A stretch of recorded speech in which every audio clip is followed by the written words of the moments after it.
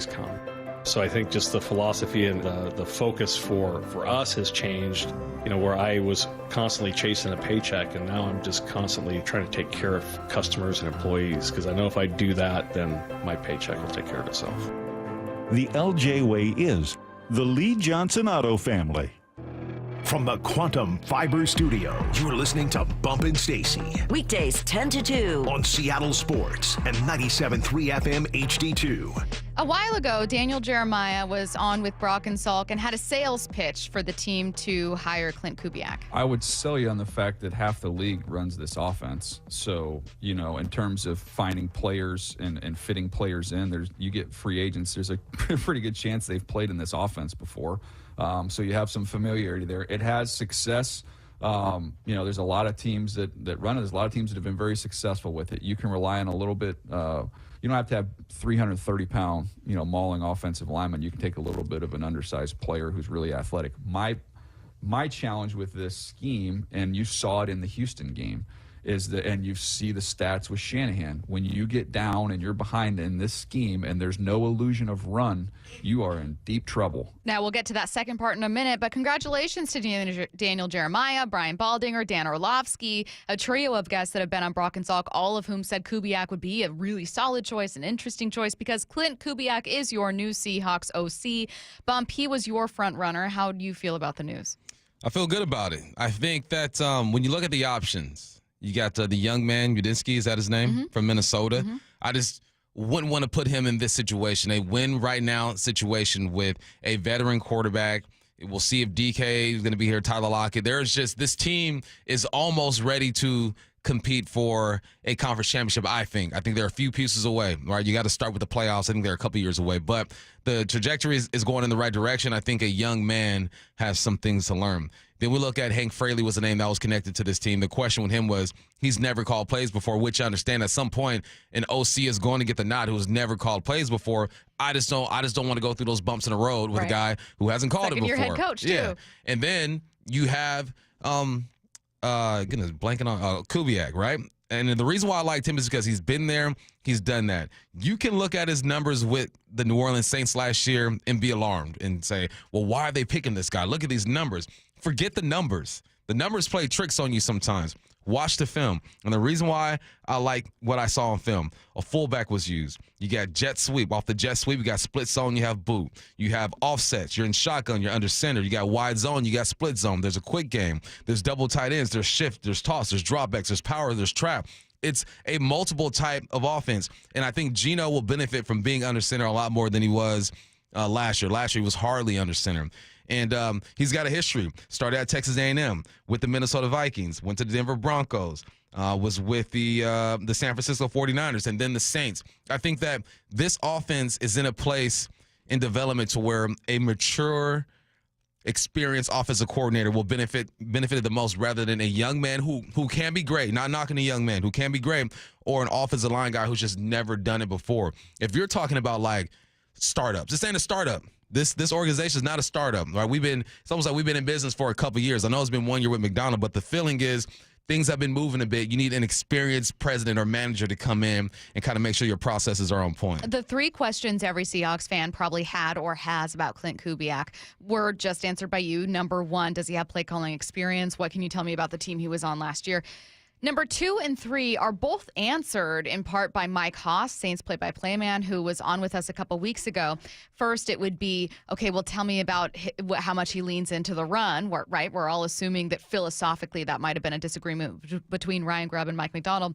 And also, why did his offense fall off? Again, both answers here. To do this offense well, you've got to be able to run the football on first and second down to some degree of positivity. And the Saints did so early, and then they couldn't do it. You couldn't run the ball, and then it's a pass-first situation with that patchwork offensive line. I think the offense system itself became kind of a grab bag because you had to do it with the skill set that you had. Very much leans into the run, central to getting started, particularly on early downs. When you can't do it, you run into problems. And the Saints ran into problems because of injuries up front and also to key position skill players. Yeah, you got to be able to run the football. Like, what are we seeing in the playoffs? Right, you got The Chiefs ran for 135 yards. You got the Bills running for 147. You look at, I don't have the numbers in front of me. I'm sure the Commanders rushed for around 100 yards. Like every team established the run to open things up. We talk about the shift that football has. It goes in phases, right? Every about 10 years, something changes in football, personnel, scheme, and all that stuff. But what is always true is that you must establish the run. And I think that will be an emphasis here with Kubiak. My question with Grubb is I wonder why he didn't lean into it more, right? Because there's always reasons for things. You could disagree with how he did things, agree with how he did things, but there are always reasons for it. Now, I wish I could sit down and just talk to Grubb and ask him, okay, why didn't you lean into the run like you said you were going to do? Was it personnel? Was it being down? Was it your guard situation? Did you think Geno was your best option? Those would be my questions, but watching the film with at Kubiak, or excuse me, watching the film of Kubiak when he was over there with the Saints, he clearly wants to run the football. What does he need to succeed here? He needs offensive line play, offensive line development. You're not going to go out this offseason and get 5 new guys on the line. You don't need 5 new guys. You got some ends or some tackles that are good to go. I think Olu's good to go. You got to focus on those guard spots. So what do you need? You need development by these young guys, and you need a veteran to come in and take hold of the thing. Like when Dwayne Brown came through, like a few years ago, right? What, 2016 or something like that, 17, 18? I think so. When Dwayne Brown came, it just felt different. You have that veteran, that offensive line, that all-pro, Pro Bowl type of dude to kind of lead. It all starts there. So we're going to see how they attack this offseason. We're going to see what they do with that 18th pick in the draft. But he needs an offensive line. You need to develop. You need to draft. This is going to sound like a repeat, but a question from a listener says, what does it say about the future run game? He seems very pass-oriented as a coordinator. You already answered that you think the run is going to be pivotal to what he wants to do. But let's go to the kind of the weaknesses of his offense, because we heard it from Daniel Jeremiah. We heard a little bit of it from Mike Haas. When you don't have the run, you run into trouble. Yeah, I don't know. You're probably going to play this clip, but I forgot who it was that said, look, the problem with this offense, maybe you already played it, is that when you don't have the illusion of running the football, you are in trouble. And that happens. And that's true, but that happens with every team. If you are down 10 points in the fourth quarter with 6 minutes to go, or 10-plus points with 6 minutes to go, chances are you are going to throw the football. The illusion of the run is gone for most teams. That's when you have to lean on your quarterback a bit. That's when Geno comes into play, and I think that's where people might have some concern because he has turned the football over a lot. But, yeah, you're absolutely right. There are weaknesses in every offense. You can always poke a hole and find a weakness in offense, and in this offense, that's absolutely true. If you can't run the football, then you can't set everything else up, because that's how Kubiak and O'Connell and McVay and all these guys who run similar offenses open up the game. Someone said, can you really run into trouble if you can't run? Yes, it was an intentional play on words on my part.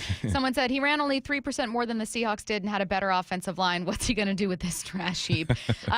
First of all, I think the Seahawks will and should address the offensive line with pick number 18 overall.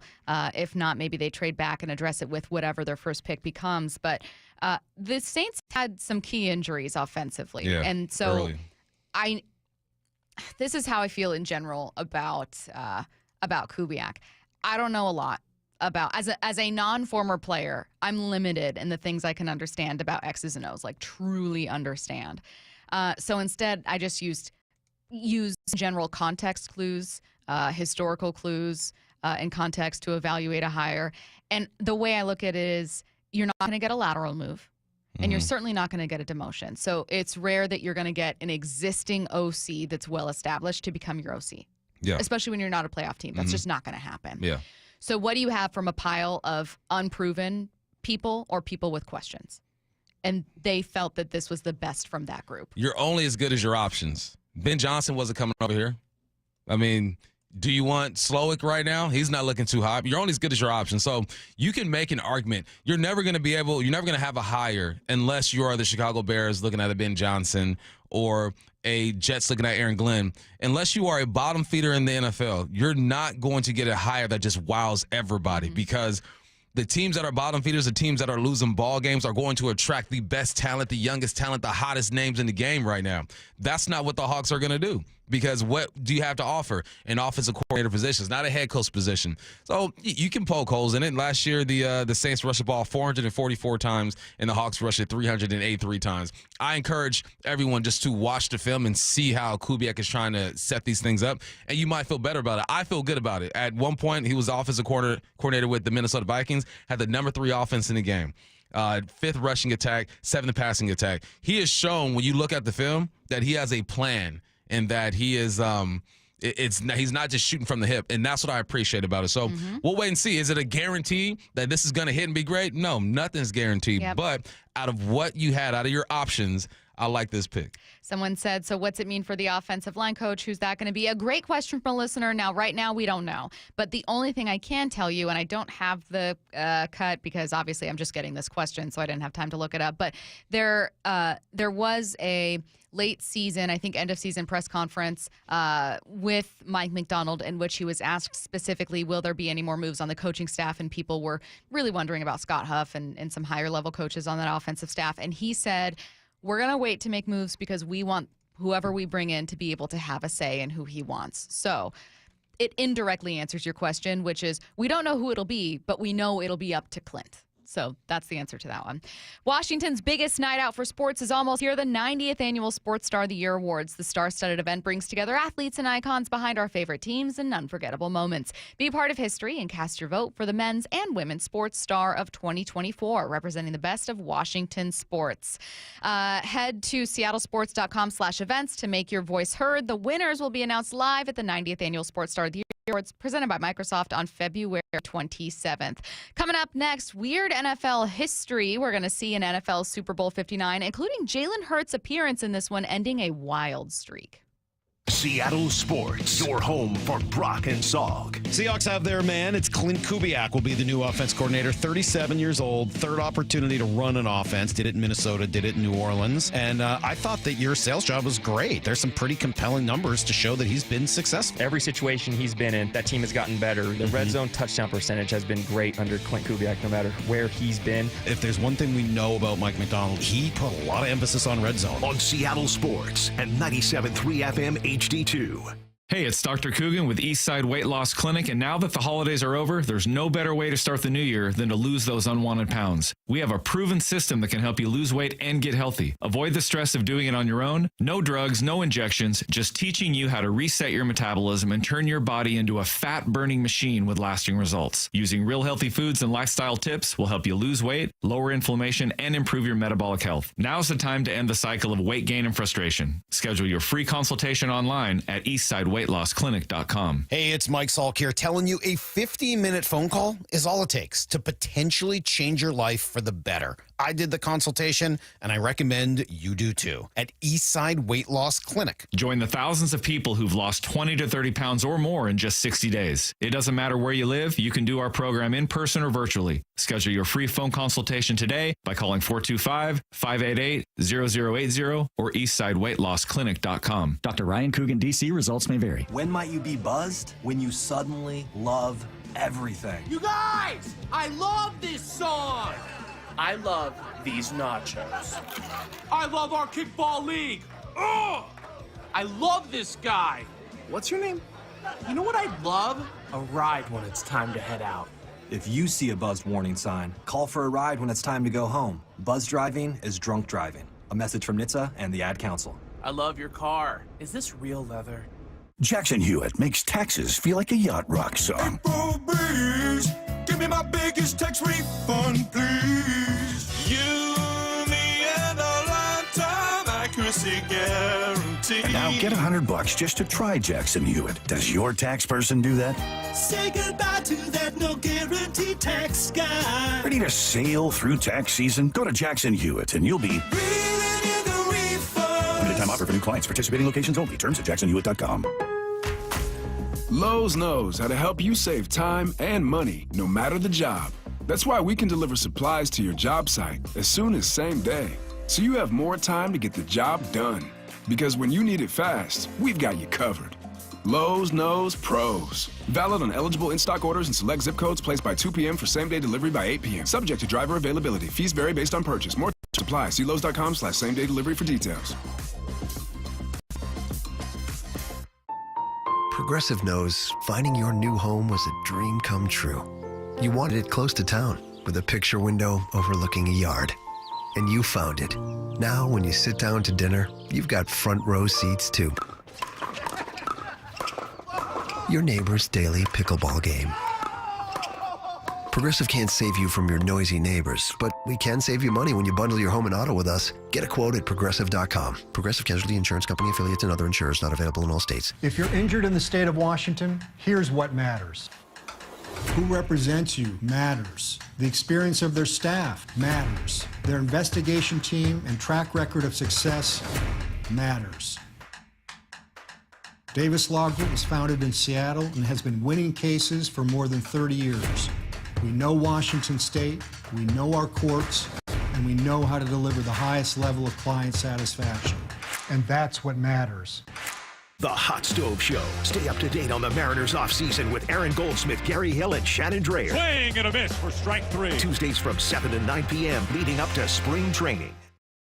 From whiplash to herniated discs, there are a few car accident injuries we've all heard of. JP Pendergast with Pendergast Law explains that even the most common injuries differ from one another. Pre-existing conditions, health history, beginning of treatment. There are hundreds of factors that make every person and every injury unique. While these variables aid medical treatment, the strongest case recoveries must also take them into account. Could you explain a little bit more? Our team at Pendergast Law is obsessed with turning over every stone to differentiate each case. This requires thorough investigation, diligent listening, and relentless research. We never pursue cases with a one-size-fits-all approach. We built our success by treating every injury and every case with the individualized attention our clients need and deserve. Pendergast Law's individualized approach to even the most common injuries makes the difference in case outcomes. It's another reason why I can't recommend them enough. If you or a loved one has been injured in a car accident, call Pendergast Law. We can help. Are you curious about who offers the best deals on top-rated Samsung, LG, and Sony TVs? The answer is surprising. It's not online, and it's not the warehouse clubs. The best deals on top-rated TVs are at Video Only. Don't believe it? Then check out the trade-in deals at Video Only. How about $500 for your old TV? Try doing that online. Before you buy that new TV, drop into Video Only. If you don't, you'll be sorry. At Lake Washington Windows and Doors, we are committed to giving you quality workmanship and white glove service that exceed your expectations. Get our exclusive leak armor installation backed by a lifetime warranty. Choose Lake Washington Windows and Doors, a name you can trust. Hey, it's Mike Salk here. If you're looking for a fun night out, Snoqualmie Casino and Hotel is the place to go. Breathtaking views of the Snoqualmie Valley, great live entertainment, and the best happy hour menus starting at 4. Seattle's closest is now Snoqualmie Casino and Hotel, only 30 minutes from downtown. From the Quantum Fiber Studio, you're listening to Bumpin' Stacy. Weekdays 10 to 2. On Seattle Sports and 97.3 FM HD2. Bump, what was your favorite subject in school? History. Me too. Yeah. Well, no, that's a lie. I liked. Yes. I know. I liked English. That was probably my favorite, but history was my other favorite. Okay. And I always love NFL history as well. Little quirks, little bits of trivia. Trivia games in general, one of my favorite things in the world. And we got a couple here. Some weird NFL history that was either made as part of these conference championship games or will be made in 2 weeks at Super Bowl 59, starting with this one. Jalen Hurts' appearance in 2 weeks at Super Bowl 59 ends a wild streak of quarterbacks who lose their first Super Bowl never returning. So any quarterback to have appeared in his first Super Bowl and lost has not made it back. So Jalen doing this is the first time since, Curtis looked it up, Jim Kelly. Before I was born, 1990. Yes. The last time a Super Bowl quarterback appeared in it, obviously losing his first appearance, and then still made it back to a Super Bowl. That seems so hard for me to believe. Yeah, me too. Now, there have obviously been many quarterbacks who made a Super Bowl appearance and won. Drew Brees, Aaron Rodgers, and then never made it back to a Super Bowl. There's a lot of players like that. But of quarterbacks to have made their first Super Bowl appearance and lost, none since Joe Kelly have made it back until Jalen Hurts. And you go through the list, it's Joe Burrow, not Carson Wentz technically didn't play, but quite a few players that just haven't yet made it back. Jared Goff, another. Cam Newton. Yes, thank you. That's fascinating. So pretty much if you don't win it that first time, you're probably not going to make your way back there. So far, that's been the case. That's been the case. So good for Jalen Hurts, especially like Philadelphia has had an interesting year. You got Sirianni on the hot seat. You don't like the way he interacts with the fans. He doesn't seem like the head coach of this thing. They get Saquon Barkley on a crazy deal. And there are all these questions about the quarterback position and the head coach. And lo and behold, Sirianni's back in this thing. And you have Jalen Hurts play, I think, the best game he's played all year. And it shows that there are different ways to do this. You can have the superstar quarterback in Pat Mahomes, which everybody wants. That's, if you look at our text lines and people listening, I think a lot of you would agree that if you want to win a Super Bowl, you need a superstar at the quarterback spot. And we're seeing with Jalen Hurts, you don't necessarily need that. Now, he had a superstar year. That year they did go to the Super Bowl, he outplayed Patrick Mahomes in the Super Bowl, got his bag, made his money. But since then, the game has kind of changed a little bit. So the best thing that happened to Jalen Hurts is them taking pressure off of him and doing that by acquiring a Saquon Barkley and allowing him to take his shots and have his moments. So good for Jalen Hurts. I'm glad he's going against a seemingly curse. That's crazy. I didn't know that. Well, and so I was like, racking my mind over it and thinking, yeah, you're right. Matt Ryan, Colin Kaepernick with the 49ers. Any quarterback to have appeared in a Super Bowl, his first appearance, and lost, has not made it back since Jim Kelly. This is what Curtis looked up. So prior to Jim Kelly, there may be some other appearances of a quarterback's first appearance losing and not making it back. But since Jim Kelly did it in the early 90s, no quarterback has lost his first appearance and then managed to make it back.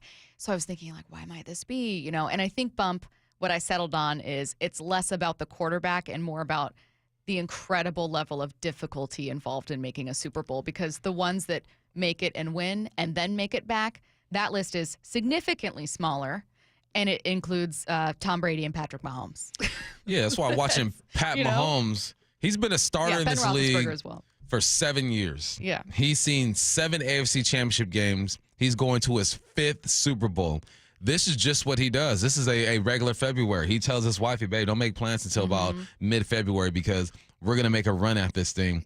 And the Chiefs have been so just polarizing to me, man. I go back and forth with how I feel about the Chiefs because I don't want to make a mistake by not appreciating what we're watching because we might not see this again in our lifetimes. Who knows? There might be a young man later after Pat Mahomes is done who comes up and does something similar to this, which is tough. He's having the best start to a career that any quarterback has ever had. So I got to step back sometimes and look at these stats and put it in perspective and appreciate what we're seeing. Despite what you might feel about the referees, I don't think the referees cost that game at all. I don't think they had a big effect on that game. I put out a poll on X, all right, so I've been critical of the referees. Well, how do you think this game was officiated? I said fairly. Some calls are favor for the Bills, favor for the Chiefs, or usual mistakes. And I think a lot of people have voted for favored for the Chiefs, but I think it's just the usual mistakes. How many times have we seen spotting the ball? All right, it's such a ridiculous process that the referees are going to get this wrong a lot, right? Spotting the ball has been an issue. Tie goes to the receiver when it comes to that 50-50 football with Xavier Worthy. I can't think. What's the other call that was a big one during the game? I can't think of it. Anyway, but I watched this game, and I don't think the referees had a huge influence on it. So I have to step back and just appreciate what we're watching. Andy Reid needs more love. He needs to be considered one of the greatest of all time. Yeah, I think he is, but I think he needs to be on like some Bill Belichick, on some Walsh type stuff. Yeah. Like, that's where he is right now. He's been. There was a stat. He's been to the conference championship 47% of the time he's made the playoffs. So half of the time he coaches in the playoffs, he's going to the conference championship. Did win one with Philly, but he went there.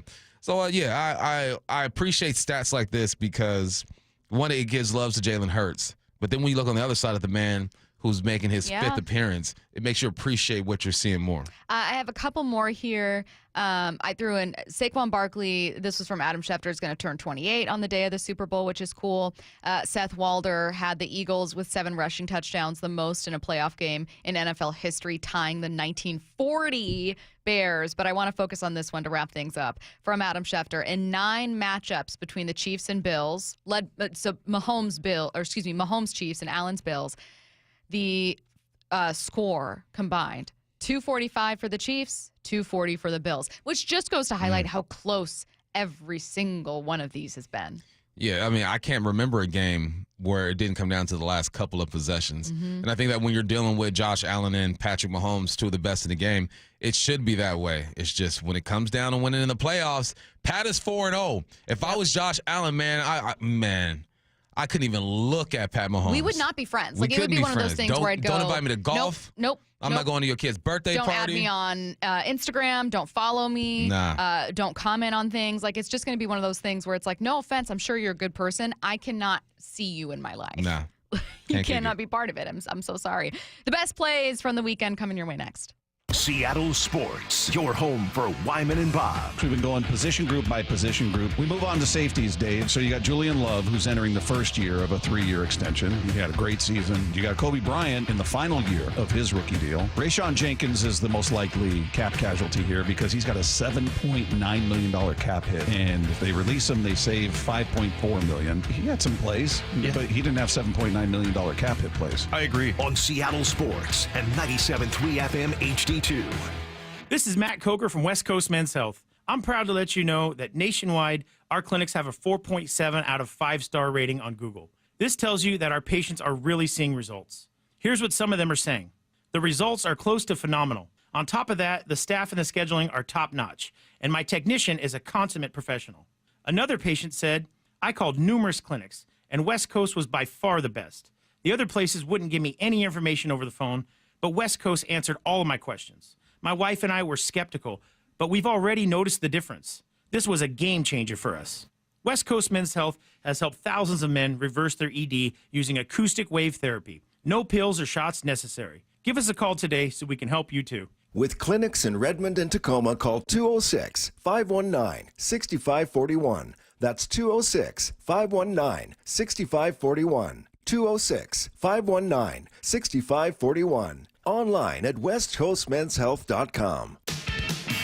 In between storms, have Asset Roofing inspect your roof just to make sure everything is okay up there. It's Bob Stelton here for Asset Roofing. It's a quick appointment that will most likely give you peace of mind and save you thousands of dollars later. Remember, you're either hiring a liability or you're hiring an asset. Head to AssetRoofingCo.com. That's AssetRoofingCo.com. Certified work that's never in doubt. Asset Roofing, excellence is on the house. Bull riding, the perfect fusion of strength, skill, and pure willpower. Professional bull riders aren't just athletes. They're daredevils with cowboy souls. Come experience the true modern West, where 8 seconds of glory will create a lifetime of memories. PBR bucks into Angel of the Winds Arena in Everett Friday, February 14th and Saturday, February 15th. Tickets available at Ticketmaster. Hold on tight. The ride of your life is about to begin. Adam Schefter here with Vivid Seats. We've got some late-breaking news coming out of the stands. According to multiple sources, Vivid Seats fans are scoring rewards on every purchase and at a rapid pace. Obviously, these rewards are a game changer, and coupled with their MVP-worthy ticket selection, why get tickets anywhere else? Don't drop the ball this season. Shop with Vivid Seats and earn rewards on every ticket. And as the official ticketing partner of ESPN, Vivid Seats is offering you $20 off your first $200 ticket purchase with code Schefter. That's code Schefter. Shopping with your parents can be embarrassing. Why would they sell jeans with holes in them? I'm going to speak to the manager. Mom! That hoodie is giving. You should get it. YOLO. Thanks to the Chase mobile app, your kid can shop independently while you keep an eye on their spending. So you can go from... We can be twinsies. ...to... How was shopping? Saw you stayed on budget. Thanks, Mom. Freedom for kids, control for parents. That's family banking from Chase. Account subject to approval. Chase mobile app is available for select mobile devices. Message and data rates may apply. JP Morgan Chase Bank N.A. member FDIC. Hey, nice job, Pete. I like those clean lines. Fellas, do we have anyone that can get to Greenport today? At Corey's Landscaping, the staffing plan is in the weeds. Anthony, we need that leaf blower over here. 3 more new customer requests just came in. Who wants to work some overtime? He needs to dig up quality landscapers and fast. I need Indeed. Indeed you do. When you sponsor a job on Indeed, it's easier for talented candidates to find it, which makes it easier for you to hire them. Visit Indeed.com/credit and get $75 towards your first sponsored job. Terms and conditions apply. Life insurance. Why are you putting it off? Can't afford it? Too much hassle? Think you don't need it? There's lots of excuses for putting off life insurance. But if you weren't there, who would pay the mortgage and other bills? With Ethos, you could be covered in 10 minutes and boom, family protected. Ethos, fast and easy online term life insurance. Up to $2 million in coverage with no medical exam. Some policies as low as $1 a day. Answer a few health questions and get your free quote at getethos.com. That's getethos.com.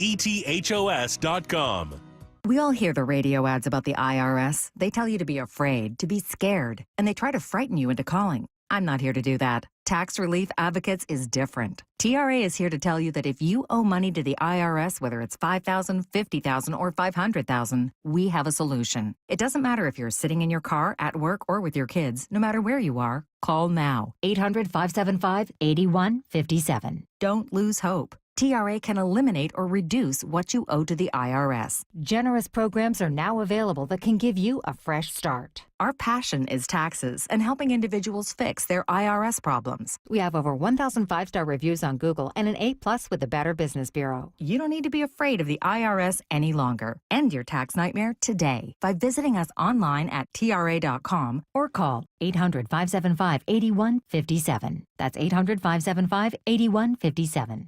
Tax Relief Advocates. Real solutions for real people. Let's go!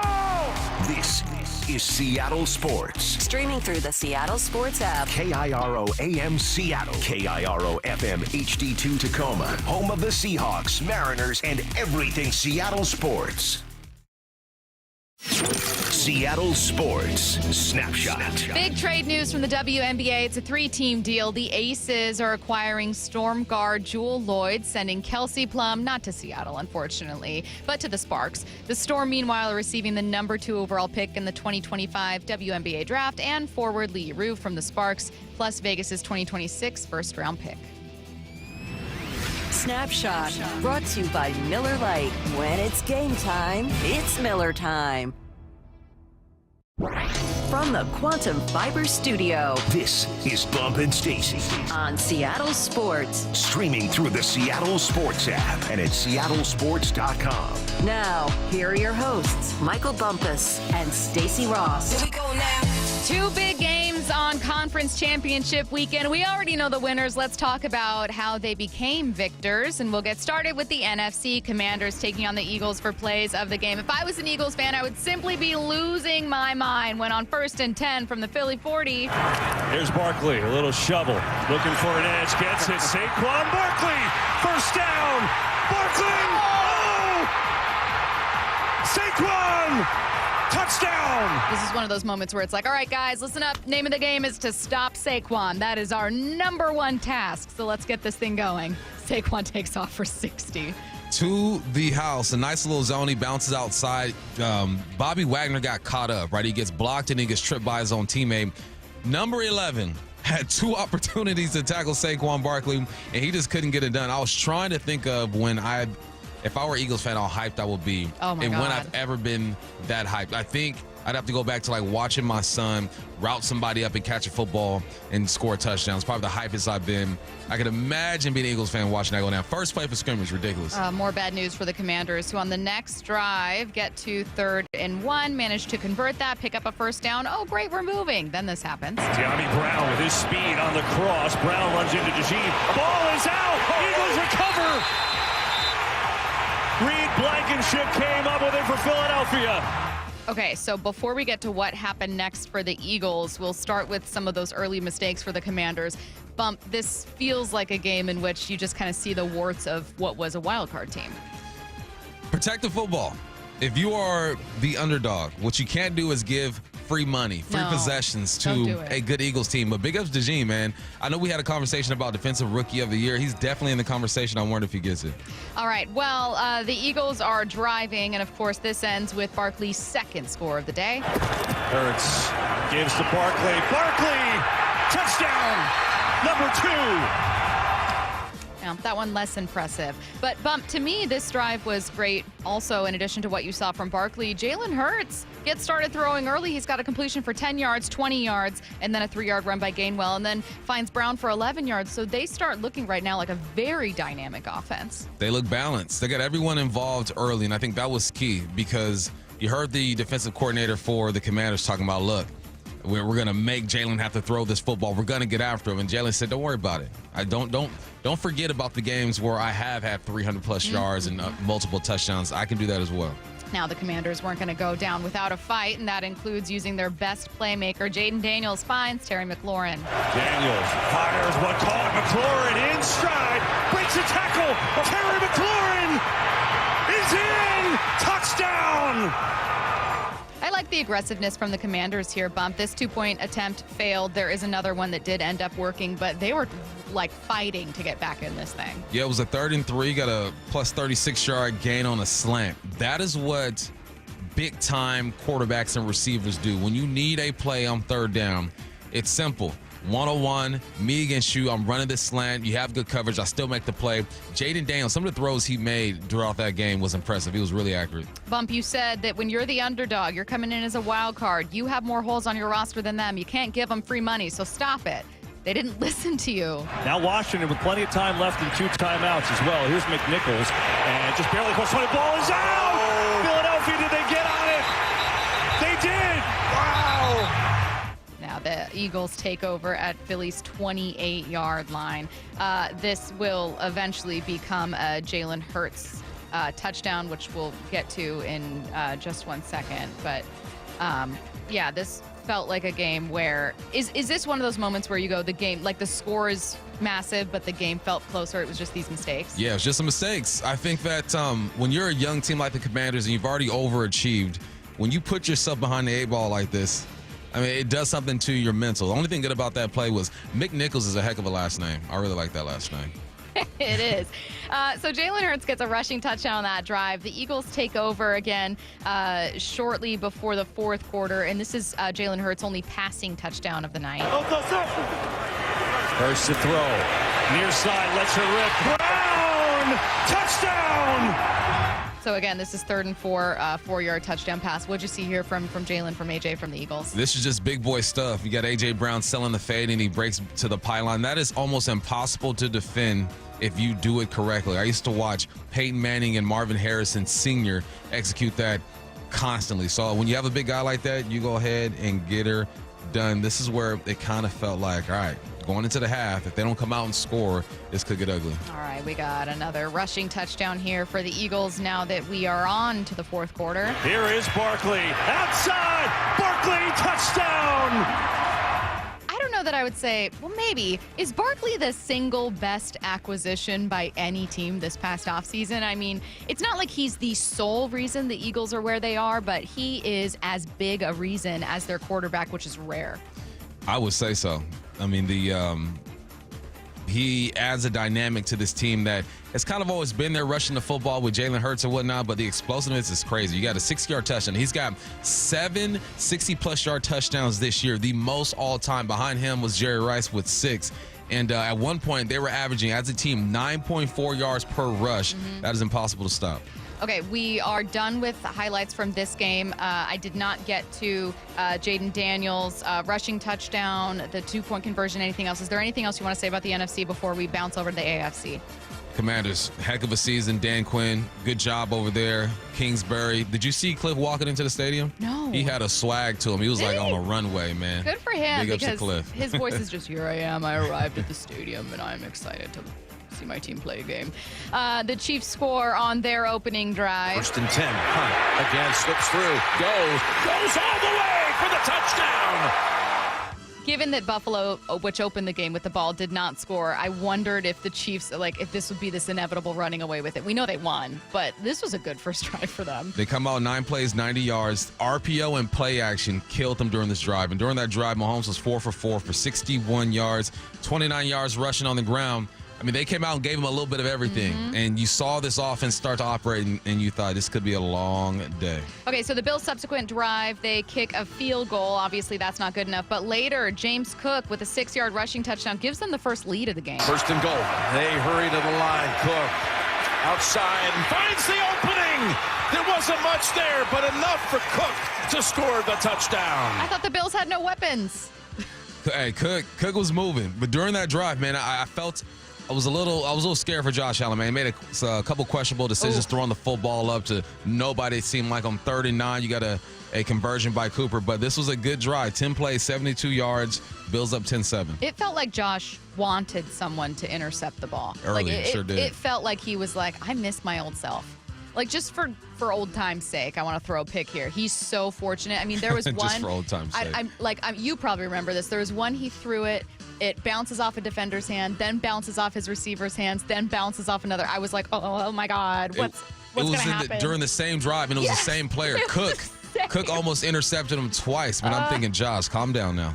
You remember when the Bills had a first-round pick and then traded that pick to the Chiefs, and the Chiefs took a receiver, Xavier Worthy, and people thought, how stupid. Worthy's going to burn them in the AFC Conference Championship game. And we said, no, that's not how this works. Okay, it was a trade. They needed a weapon. The Bills got what they needed. That did still end up happening. Worthy did burn them on this play. From the 11, first down. Pass, Worthy, touchdown. Touchdown, Kansas City. Kansas City back in the lead here, 14-10. Tell me what you saw from Worthy from Mahomes. First, Mahomes converted on a 4th and 1 little boot. He used his legs this game. And then Mahomes, again, 5 for 5 on that drive, put him up 14-0. He started the game 10 for 13. Mahomes seemed like he was in his zone early, and Xavier Worthy kind of got that pass game going. Mm-hmm. There was also a face mask on this one on Buffalo that was very obvious, and I felt like the color commentary for this game was careful to be like, good call. Everyone calm down. It was a good call. They knew what people were watching for. Patrick Mahomes, you mentioned that Josh Allen is the only quarterback, ironically, of the weekend to not get a rushing touchdown. Yeah. Mahomes got his. We're going to get to that in a moment. Mahomes got his rushing touchdown because they were able to get deep in Bills territory thanks to this controversial catch by Xavier Worthy. Mahomes is looking that way, breaking down, able to get rid of it. And somehow, at the end, I think the Bills, no, they're going to say Worthy has possession. We got a flag down, but this is a catch by Worthy. So this is 26 yards. Bishop is, I believe, the defensive back who kind of has it. The Bills challenged it. It was upheld, though, as a Worthy catch. Did you think it was a catch? I thought it was first an interception. The safety had the football, but coming down, Worthy snatched it from him. And it's just like tie goes to the runner when you're playing baseball as a kid, right? First base, bang, bang, play. Tie goes to the runner. Tie goes to the receiver, unfortunately, in this situation. I was talking with the guys, B. Walds, Big Ray, Moyer and Nasachobi, we're going back and forth. Mm-hmm. And I think we all came to the conclusion that, yeah, they're going to give that ball to Xavier Worthy every single time, even though initially the defense did have possession of the football. All right, 3rd and 1 from the Buffalo one. Now we're getting to Mahomes' touchdown. Rolling, Mahomes, he can keep it. He can get there. He's in for the touchdown. Mahomes, I feel like, was I don't want to say least athletic of the remaining quarterbacks, though he was. He is. You can say that. No offense He's to still Patrick the better Mahomes. quarterback. If you were to ask me which quarterback of these 4 does not get a rushing touchdown this weekend, I would have said Mahomes. I would have said, he'll have 3 passing touchdowns, but I don't know that I'm crediting him with a rushing score in this game. That's exactly what he did. Nah, Mahomes, and then I don't know if it was that one or his second rushing touchdown. Mm-hmm. He lowered the shoulder. He wasn't looking for a flop, wasn't looking for contact. That's where I tipped my cap to him and said, all right, man, I see you. All right, let's jump to the 4th quarter.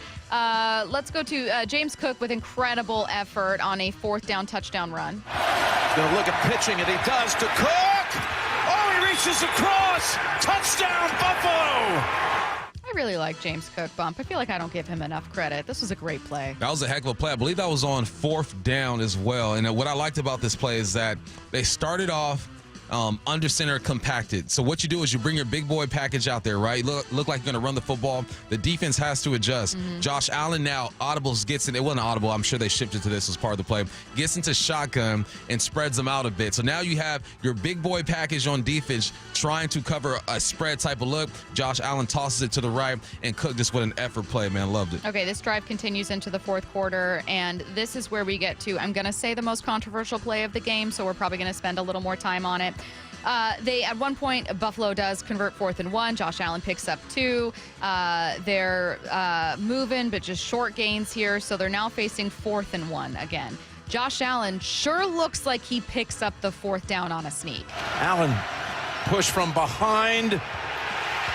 I think he got it. Now, an important thing I want to say about this play. This is not a play with 2 minutes remaining in the game that kind of keeps Buffalo from ever possessing the football again. This is a drive continuing from the third quarter. So we are in the beginning of the fourth quarter, I believe at the 13 or 12-minute mark. But this felt like a hugely impactful decision. I believe it was like 10:30 left on the clock. Fourth down.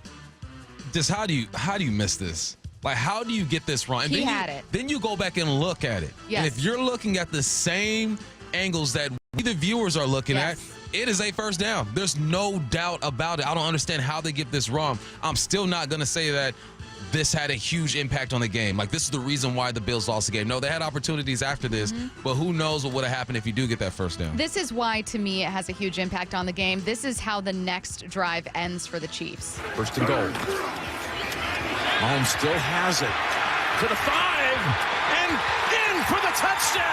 In a game in which both teams are kind of scoring somehow on every single drive, it matters if your opponent has one more shot than you do at the end of the game, or if you are now playing from behind as opposed to from ahead. So, yeah, like in a really close game, you're going to have a call that maybe doesn't go your way, and you got to figure out a way to make it work. But the Chiefs scoring on the next drive makes it 29-22.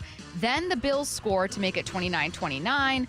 But then, like, the Chiefs score again. You know what I mean? Like, you're constantly just playing catch-up after that. But that's why I look at that play and say, yeah, they messed it up, but you still got opportunities. Your defense still could have got a stop. You still could have scored and gone up even more. Yeah, it gives the Chiefs almost an extra possession, right? There are things the Bills could have done, but I agree 100%, man. That was a first down. They jacked that up. Okay, I have one more play I want to get to. It's going to be Josh Allen's final pass attempt, the Bills' final possession. You know where this goes. It's an incomplete to Dalton Kincaid. Whole season for Buffalo on the line here. There they come. He just desperately throws it up in the air. Incomplete. Kincaid was right there. They never get the ball back. What happened? All right, so what happened was they had 6 men on the line of scrimmage. They're showing a blitz, right? And on the right side of the offensive line, you have 4. Simple math. You got your center plus your guard and your tackle. You got 3 against 4. They're playing a mind game with that right guard. The right guard gets confused. Your might backers walk down over the center. Boom, he drops off to the middle of the field. So now the center's thinking, okay, I'm going to help. The right guard's thinking, I'm going to help with my center. He drops. At that moment, the one tech gets in the backfield, and then the pressure by the corner. People are highlighting the pressure by the corner. I think you should. But really, the pressure comes from the defensive lineman on the right side. And you got Josh Allen dropping back, looking for some help, and he missed it, man. There was it was a receiver in the backfield who went an orbit motion and then went back to left. He was open, but he feels that pressure to the right side. There was a mesh coming up open across the field. It takes some time right from the right side all the way to the left. He missed that, but he's going to go to the guy that he trusts the most. Tosses it up, not a perfect throw. Kincaid, not an easy catch, but you make that dang catch. I know he is kicking himself right now. He knows he's capable of making that catch. Is this one of those things that also influences? It's not like anyone needs to be convinced that Spagnuolo is a great defensive coordinator, but is this one of those moments that also influences your take about, like, it's also a great defensive effort? Like, this is a very hard rush to beat. The stones to call that. Now, I think he called that because they were to the boundary, so that means like the short side of the field, and it's easier to blitz that corner from the boundary because you kind of get lost in the mix. If you were to blitz from the field side, so the wider side of the field, I think Josh would have saw it. Boom, you throw into it, you're good to go. But because of all the confusion, you got 6 men on the line of scrimmage, you're showing pressure. Josh knows how to get this football off quickly. Then the right side, you got the corner blitz. It was a Spagnuolo, man. Just give this man his flowers. This is the best complete team I've seen from the Chiefs, and this is without Pat Mahomes being a Pro Bowler and an All-Pro. All right, that is the plays of the game. We got 4 questions for Bump right now. Coming up in 4 Down territory. Let's go. This is 4 Down territory. Going inside the game with former Seahawks and Coug wide receiver Michael Bumpus. First down, Bump. What part of football has changed, and do you like it? 2-point conversions. Like, we are chasing points. The game has changed. 2-point conversions and 4th downs. People going forward on 4th downs has changed. So I was doing some studying last night trying to figure out, okay, what is the thinking behind going for 2-point early? And there are some factors, right? The Vegas odds play a big factor into the data because these coaches are going off of data. They're not just doing this. The scoreboard matters, obviously, the field position, and the amount of points that you are ahead. So according to this chart that I found on like 5540 as a website or something like that, the Bills were correct to go for 2 when they were down 5, and the Chiefs were correct to go for 2 when they were up 5. Obviously, it puts you up a touchdown, right? So according to the data, there are 3 situations when you should go for 2. It increases your chances of winning that ball game. It's when go for 2 when you're up, when the TD puts you up 1, when the touchdown puts you up 5, and it puts you up 12. Now, according to the data, there are 8 situations when you are down when you should go for 2, according to the charts, right? It's when you're down 15. When you score, you're down 15. You score, you're down 13, 11, 10, 8, 5, 4, and 2. Now, the data's deeper than what I can give you. They're looking at decades of information about the score and all that good stuff. So we're watching the game, and we don't understand why they're going for 2 in this moment. They're just going off a chart at this point and saying, this is what the data tells us. What we are missing is just the human aspect of this whole thing. Me as a coach, I am so conservative when it comes for going for 2. I'm just going to take the points unless we are down 8 and we need this point to really send it into overtime. And then in that case, they said if you do send it into overtime, it's a 50-50 chance clearly if you're going to win or lose. So you're better off just going for the win. So we're seeing coaches dive into the data like a lot of people do with baseball. And I like it, and it is weird at the same time because I'm not used to seeing these 4th down conversions or attempts and these 2-point conversions. So yeah, I had to dive a little deeper, look into some situations, but according to the data, every 2-point conversion that was attempted, they were exactly right to go for it. 2nd down. What did you and the guys think about the Xavier Worthy catch in the red zone? One, we thought that it might have touched the ground. I did too. Yeah, because we saw the ball move when the DB on top came down and then Xavier Worthy at the bottom came down. We thought we saw the ball move. So now we're questioning, all right, if the defensive player has possession of the football on his way down and it becomes a tie, shouldn't he get the football because he initially had possession and it becomes a tie? But they're always going to give it to the wide receiver. I think that the game has changed so much that most of the calls favor the offense, and it's almost unfair in some situations. So we went back and forth for a while with this, but I think that we agreed that tie is always going to go to the wide receiver, but the DB clearly had possession first before it became a tie, so why doesn't he get the football? And are we not looking at the ball moving? There's so many questions, man, and I think that when you're in situations like this, it's the AFC Championship game, Josh Allen, Pat Mahomes, everything is going to be just amplified. I think that's what we saw there. End of the day, it was probably the right call because it's consistent to what we've seen in the past. 3rd down. What are you convinced of after this weekend? Also, who gained more respect from you? I'll start with the respect. Okay. Saquon Barkley gained even more respect from me. It is not because of what he did run the football. The way he pass protect was beautiful last night. I saw him sit Louisville on his wallet. I saw him sit Bobby on his wallet. My man was pass protecting. It was a beautiful thing to watch. So not only is he your most explosive player, he ain't scared to get up in there.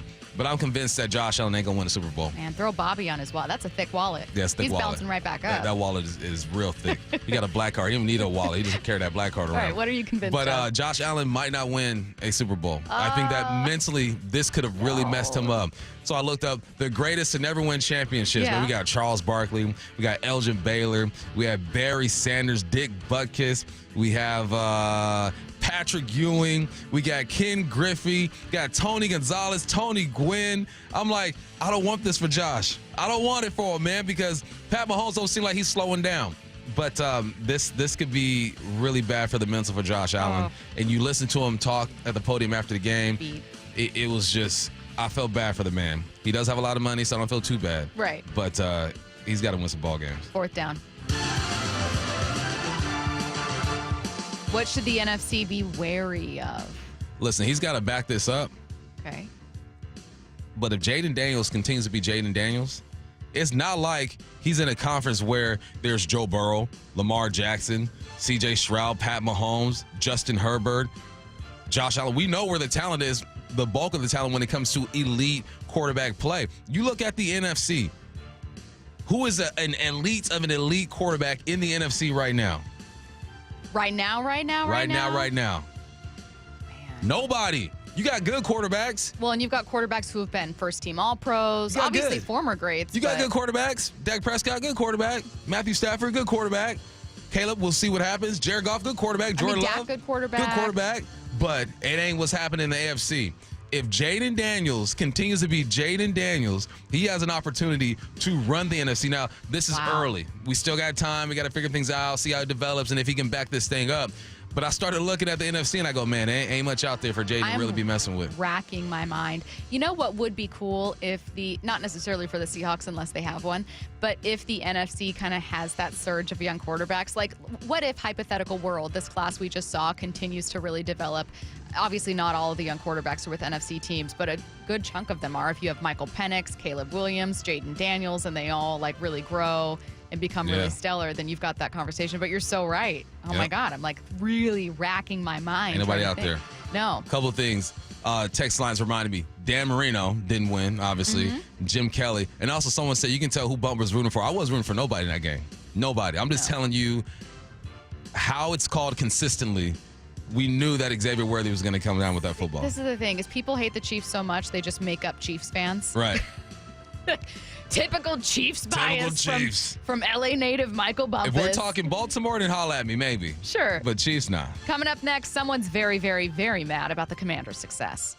Seattle Sports, your home for Brock and Salk. If Mahomes wins the Super Bowl and he three-peats, where does he stand in your guys' GOAT conversation? I think he's already there. I said he's number one. He's ahead of Brady. That's what I think about Ohtani. Nobody's dominated the game more than he has. Tom Brady has 7 Super Bowls. Yeah, he had a lot of top 10 defenses for those. Tom he had Brady some has luck in some of 7 those. Super Bowls. 7. The one thing that really hurt your argument, Lyle, is the 2021 Super Bowl in Tampa. The fact that he then went to Tampa, won a Super Bowl with Bruce freaking Arians. Streaming live on the Seattle Sports app.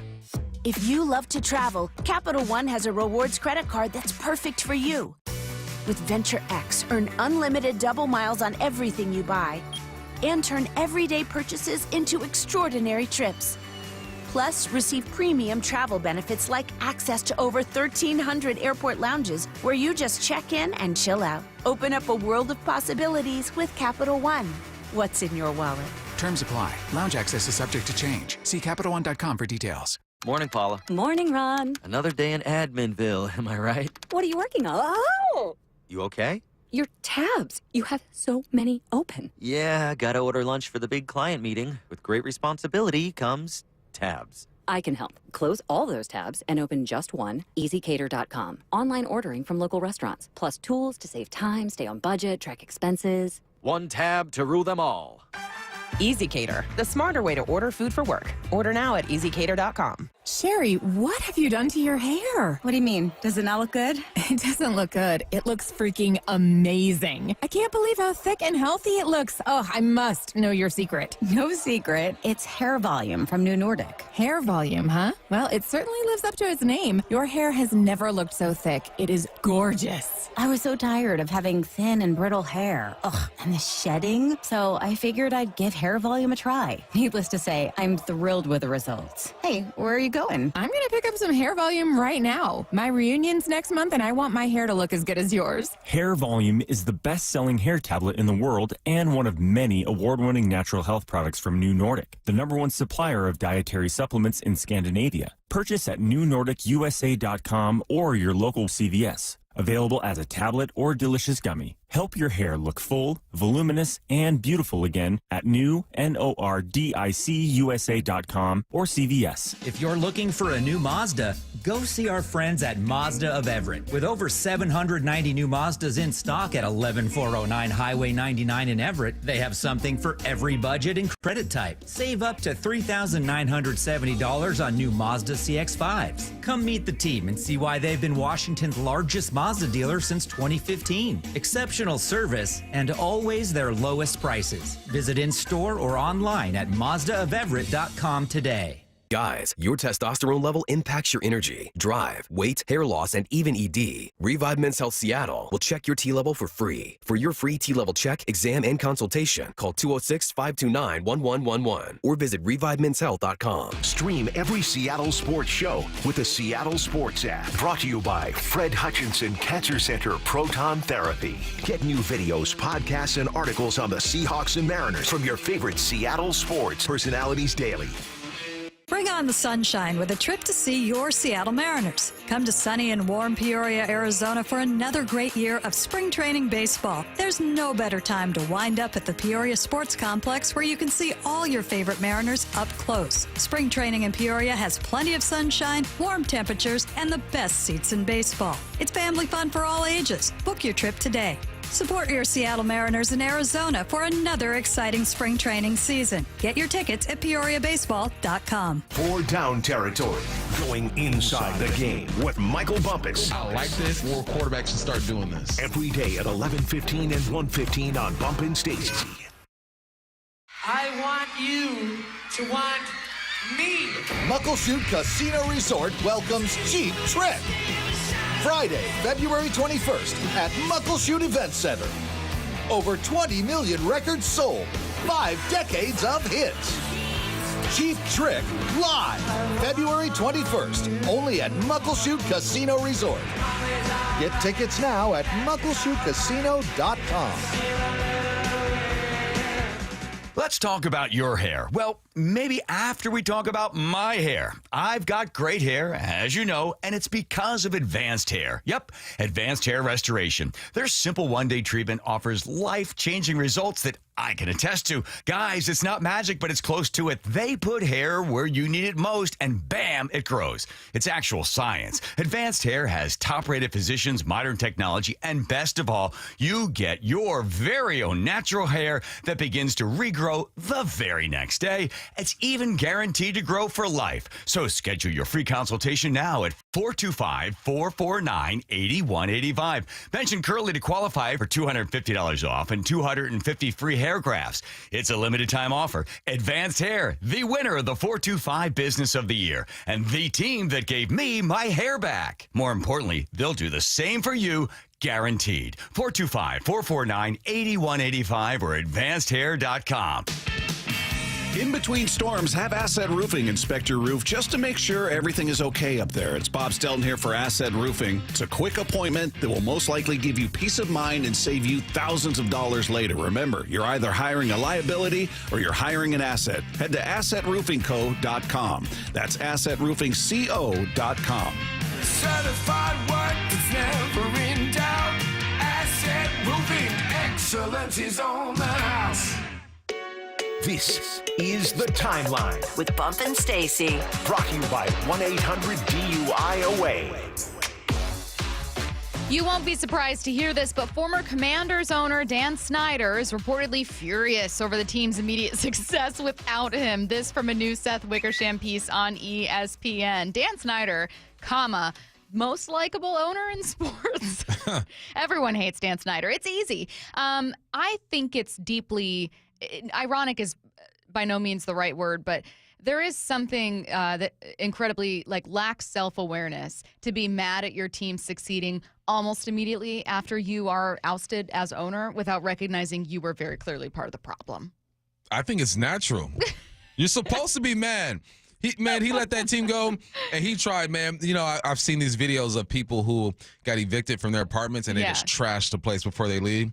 I think that's what he was trying to do. And he trashed the place, and he's like, how did they get the walls so clean? How did they repair the floor? The dishwasher is not supposed to work. How is it working?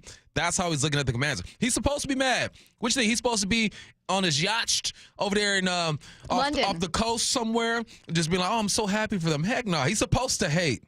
Yep. He also, so this was already... I agree. This was already knowledge, but Seth Wickersham kind of details what went on behind the scenes with that sale. Again, Dan Snyder not interviewed for this. This is from someone allegedly close to Dan Snyder or a source with knowledge who says he blanking hates it. What's sure working for them. He never wanted to sell the Commanders, which we already knew. Apparently, he also tried to blow up the sale at the last minute. He just did not want this to happen, was trying to sabotage isn't the right word, but do whatever he could to not hand over the keys, including refusing to hand over the stadium keys. But Oh, that's a real thing? no, this is like an analogy to use, but basically being like it went down to the wire and then beyond the wire before, like, hey, did you sign this? Like, can you fax that over? Can you, like, just making it incredibly difficult for this transaction of the team sale to actually go through. Are you surprised, though? No, I'm not. And I'm also not surprised that he doesn't in any way recognize, like, oh, maybe a team that succeeded relatively quickly after me leaving had a me problem. I don't think billionaires think like that. They don't. They don't. Because they're successful everywhere else. They're successful. He's a hater. It makes complete sense to me. Yeah, he's also He's not self-aware. Absolutely not. No. And anyone, I think few people are self-aware. There's a lot of ways that I'm not self-aware, but if I was a billionaire, that would be even more so. I'm sure I wouldn't be self-aware with a bunch of things if I was a billionaire. No. I am rich. I'm successful. You couldn't pay me to care because I don't need the money. I don't need it. He's trying to purchase a team. In the NFL? No. Curtis, was it in the Premier League or another league? Yeah, it was in the Premier League because he's moved to England. Yes. He lives there on his yacht. Oh, is he on the Diddy list? He has to get up out of here? He on that Diddy list? I mean, we don't know that for sure. No one knows. If you're on the Diddy list, you are in England. All right, get up out of here. He's trying to get a Premier League team, though. Don't do it. Don't do it. Don't Whatever. do it. And if you're those fans and he buys that team, I feel for you. I really, really do. Speaking of billionaires, Cowboys owner Jerry Jones is predictably pushing back on critiques of Dallas's hire of Brian Schottenheimer as their new head coach. Without this thing being about me in any way, if you don't think I can't operate out of my comfort zone, you're so wrong. It's unbelievable. This is as big a risk as you could take. As big a risk as you could take. No head coaching experience. Now, let me share something with you. With all of that, you've just heard him reference his osmosis, his family. Anybody in this room that doesn't believe the apple doesn't go far from the tree has missed it someplace down the road. Jerry wasn't done there. He said, I've taken more risks in the last 5 years than I have in my entire life. I've read where I don't have a penchant for risk-taking. He's on a tangent now, by the way. He's just on a roll. If you really knew my score sheet, you would see that I've taken more risk in the last 5 years than the rest of my life put together. And sometimes I don't know when I look in that mirror why the risk is taken. With it there, let me say this. It was a huge risk to get involved with the Dallas Cowboys. Huge. And a lot of people that quote unquote didn't understand or feel like it could be done. I spent a nice part of my early 4 or 5 years with the Dallas Cowboys defending why not Coach Landry and defending why Jimmy would make a good coach. I think one time I said he's worth 5 Heisman trophies to be a good coach. Did I know? No, but I knew Jimmy. Okay, had I interviewed countless thousands of coaches? No, not at all. So what I'm here to tell you is this was a thorough process. I haven't seen video of this, but I like to imagine Brian Schottenheimer just sitting next to him, staring ahead as uncomfortably seated as he possibly could be. This sounds like it should be in black and white on the History Channel. You know, like he's addressing the nation, I feel like, with this comment here.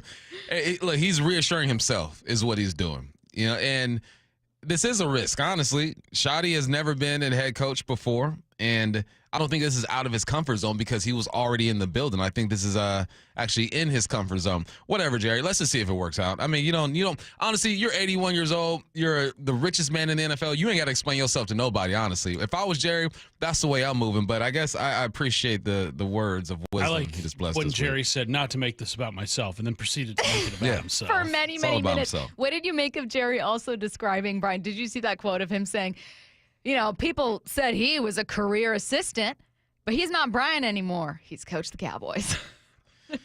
Goodness gracious, Jerry. He's still Brian Schottenheimer. He's still Brian. His wife is like, that's Brian. Yeah. That's Brian. Someone said, what's this guy going on about? I wish I knew. Yeah. Well, he's feeling the heat. is what he's doing. And he's getting defensive. And so he's using past stories of success that he's probably told a million times to justify something like not signing Derrick Henry in free agency, or, keeping Mike McCarthy maybe a year too long, or, not drafting a little better. Or whatever. Like he's using well, no one thought it was a good idea to buy the Cowboys, but I did it. I know, that was long ago, man. We ain't worried about that. Get to the playoffs. Get to a championship game. But here, I'm to the point now where, we don't know how much longer we got, Jared. So I respect my elders. And you just sit and you nod and you smile. Did you like the hire of Schottenheimer? It was all right. It was cool. I mean, Dion is more fun. I guess I was just surprised. I was surprised that he didn't make a splashier hire. No, I wasn't surprised. I mean, he wants somebody that he's familiar with and that he has control over. And I think that's exactly what he got. Next story, last story. Leonard Williams is finally headed to the Pro Bowl games. He will be a replacement for Jalen Hurts, who's obviously going to be competing in Super Bowl 59 for the Philadelphia Eagles. So congratulations. It is the second Pro Bowl for Williams in his 10-year career. Last time he was there was in 2016. Bullcorn. He shouldn't have to wait. Had a better year than Jalen. Had a better year than Chris Jones. And my man should have been an all-pro. Yeah. He should have been a Pro Bowler. This is ridiculous. I'm glad he's going to get recognized because he deserved it, but he had a better year than both of those D tackles who are playing in the Super Bowl. Oh, did I say Jalen Hurts? Jalen Carter. I heard Jalen Carter. Carter. Maybe I said Jalen Hurts. But replacing Jalen Carter, competing obviously for the Eagles in the Super Bowl. This was a blatant snub, and I know sometimes we get very East Coast bias, which I think is less prevalent in the NFL as opposed to MLB, for instance. But there really was just a drastic. You talked about it endlessly, and rightfully so, about how this was a blatant overlook, and that you didn't have to be a Seahawks fan, that you could be, take off the names and show me the stats, and everyone would vote for Leonard Williams, and just for some reason he didn't get it. It's ridiculous. It is absolutely ridiculous. Glad he's gone. All right. Still to come, the Chiefs have gotten a few calls and obviously some luck this season. There's no doubt about it. And their stats, particularly on offense, aren't blowing anyone away. But there's a reason they're playing in the Super Bowl in 2 weeks. That's next. Seattle Sports, your home for Brock and Salk. Seahawks have their man. It's Clint Kubiak will be the new offense coordinator, 37 years old, third opportunity to run an offense. Did it in Minnesota, did it in New Orleans. And I thought that your sales job was great. There's some pretty compelling numbers to show that he's been successful. Every situation he's been in, that team has gotten better. The red zone touchdown percentage has been great under Clint Kubiak, no matter where he's been. If there's one thing we know about Mike McDonald, he put a lot of emphasis on red zone. On Seattle Sports and 97.3 FM HD2. Where can you kick off the new year with big savings on gig speed? Only with Xfinity, now through January 30th. Get gig internet at home for $25 a month for 1 year when you add an unlimited mobile line, which connects you to gig speed Wi-Fi on the road. Act fast today and save more than $650 over AT&T and Verizon in your first year. Plus, hurry and take advantage because right now you can also get a free 5G phone with trade-in. So save big and stay connected to what you love with fast gig speed internet and mobile. From home to hotspots, this new year, it's all about gig speeds and big savings. Don't wait and get gig speed internet. Spend less green and switch to Xfinity. Go to Xfinity.com/gig savings to learn more. Requires paperless billing and autopay with stored bank account. Restrictions apply. Equipment, taxes, and fees extra. $40 internet discount applied to mobile bill. After promo, regular rates apply. Actual speeds vary. Savings compared to Verizon Fiber Gig Plus 1 Unlimited Welcome Line and AT&T Fiber Gig Plus 1 Unlimited Starter Line. Xfinity internet required. Reduced speeds after 30 gigabits of usage per line. Data thresholds and actual savings vary.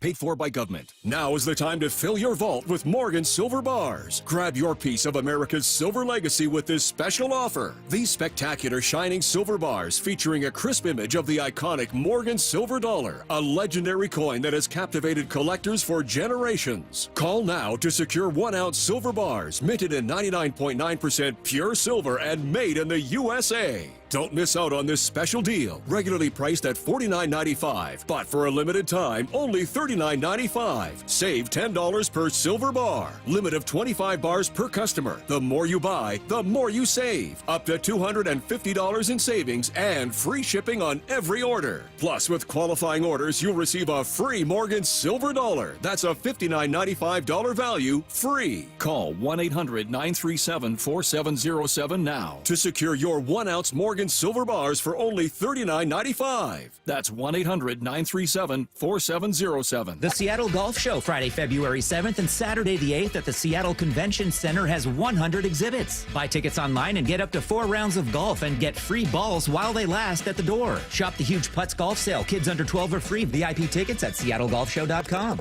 Breast cancer is a tough battle for anyone to fight, but without support, it can be devastating. I'm Dr. Suzette Miranda with Northwest Hope and Healing. We provide a lifeline to breast and gynecologic cancer patients in our community. Help us make a difference by joining us at Cork, Fork, and Support, an afternoon of wine tasting and community on February the 1st at the Hollywood Schoolhouse in Woodinville. Get your tickets now for February the 1st. Go to nwhopeandhealing.org to learn more. That's nwhopeandhealing.org. Stream every Seattle sports show with the Seattle Sports app. Brought to you by Fred Hutchinson Cancer Center. Get new videos, podcasts, and articles on the Seahawks and Mariners from your favorite Seattle sports personalities daily. Does your yard need shade, privacy, or a little brightening up? Look no further than Big Trees. I'm Nancy Penrose, owner of Big Trees in Snohomish. At our 30-acre location, there are thousands of trees to choose from and knowledgeable staff, including a board-certified master arborist, to help you find exactly what you're looking for. Visit the nursery and learn more about Big Trees at bigtreesupply.com.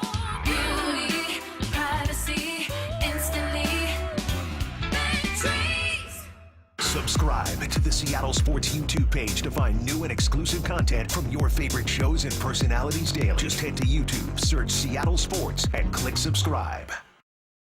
Hey, let's throw a party this year for the big game. Oh, great idea. But first, we should get a new TV. One of the top-rated brands. Samsung, LG, or Sony. Okay, I'll start shopping on the internet and then head over to the Warehouse Club. Well, but if that's all we do, we'll be sorry. Why? Because the best deals on those top-rated TVs are at video only, not online or at the club. Video only? Yep. We can save up to $500 if we shop smart. Or we'll be sorry. 1-877 Cars for Kids. KARS Cars for Kids. 1-877 Cars for Kids. Donate your car today. 1-877 Cars for Kids. KARS Cars for Kids. 1-877 Cars for Kids. Donate your car today.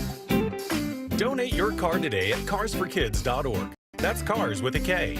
Your car, running or not, can be picked up as soon as the next day. You'll get a maximum tax deduction and a vacation voucher. 1-877 Cars for Kids. KARS Cars for Kids. 1-877 Cars for Kids. Donate your car today. Now accept donations of land, homes, buildings, or any kind of real estate.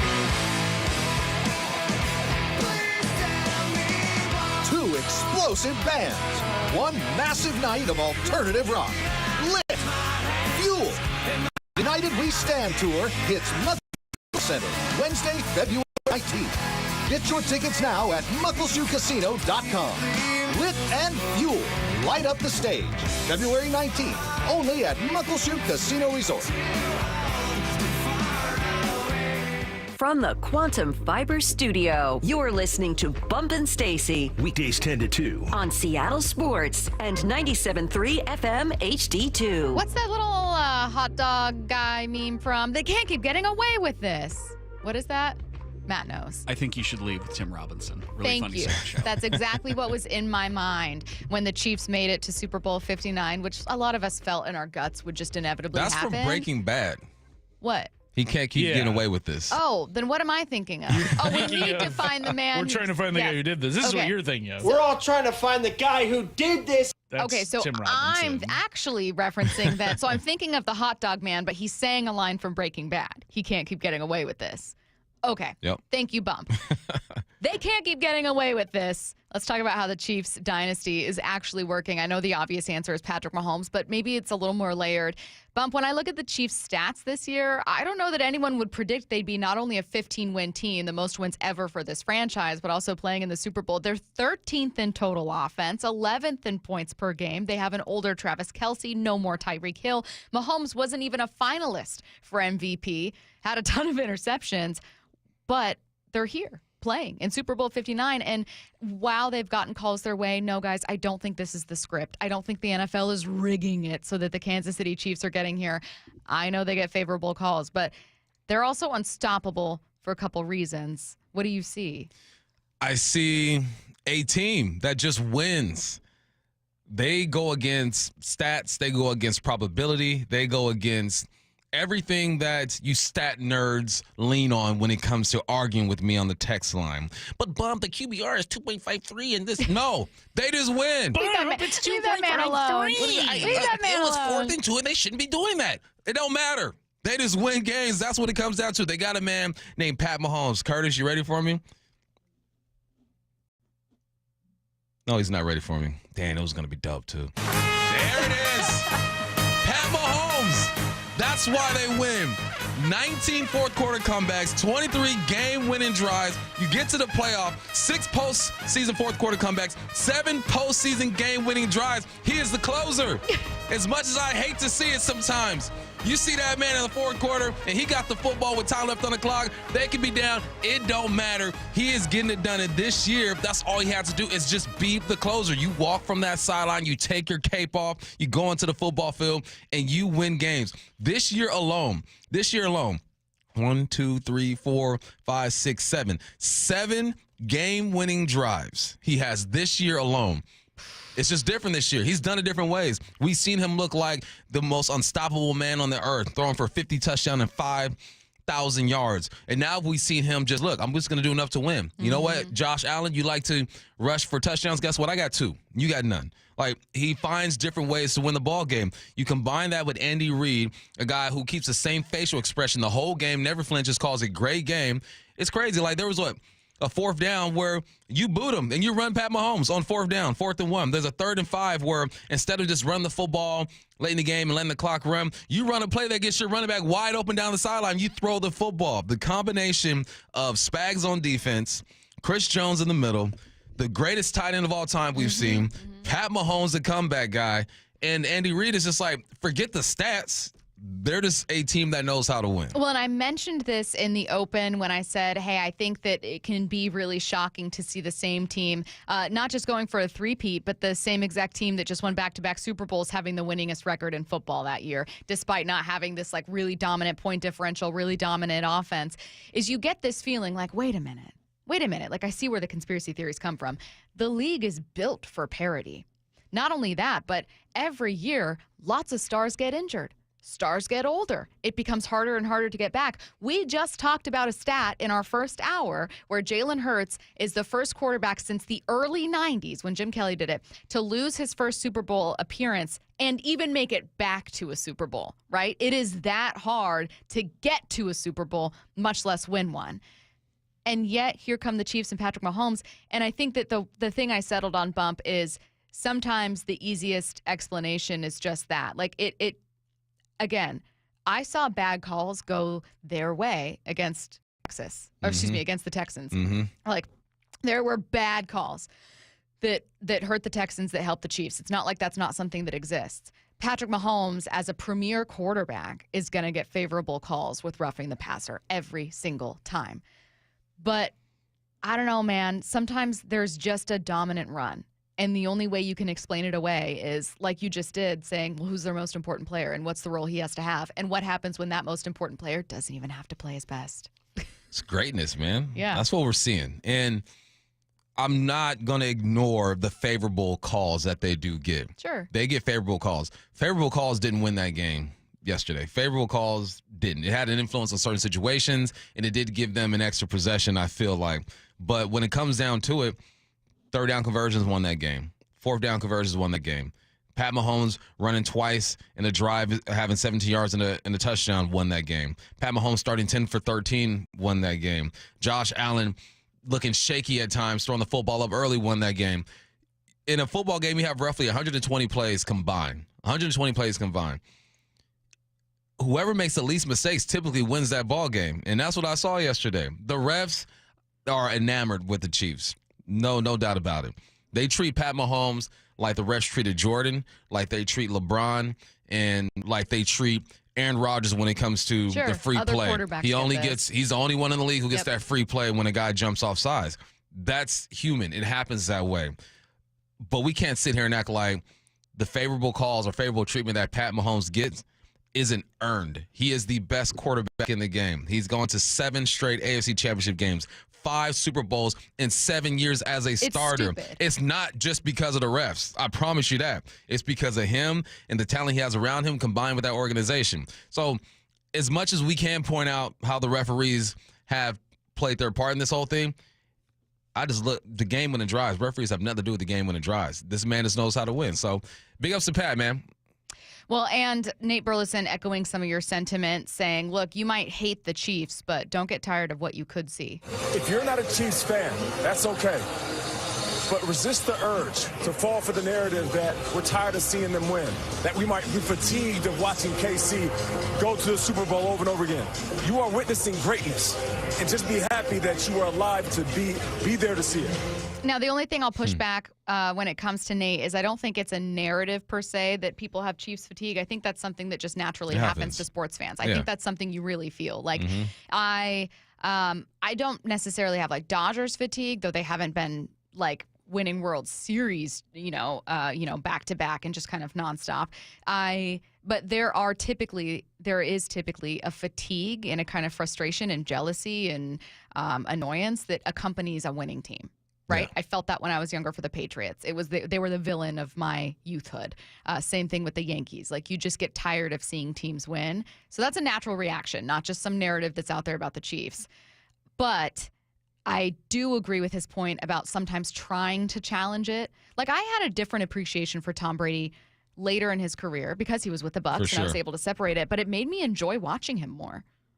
And I wonder if that's going to be the case if people try to challenge that with the Chiefs and say, let me just watch. Let me just sit and watch and recognize that I might see something that if they win may never happen again. Yeah, that's what I'll pat myself on the back for this. I've done better my older years. My younger years is, hey, I hate Tom Brady.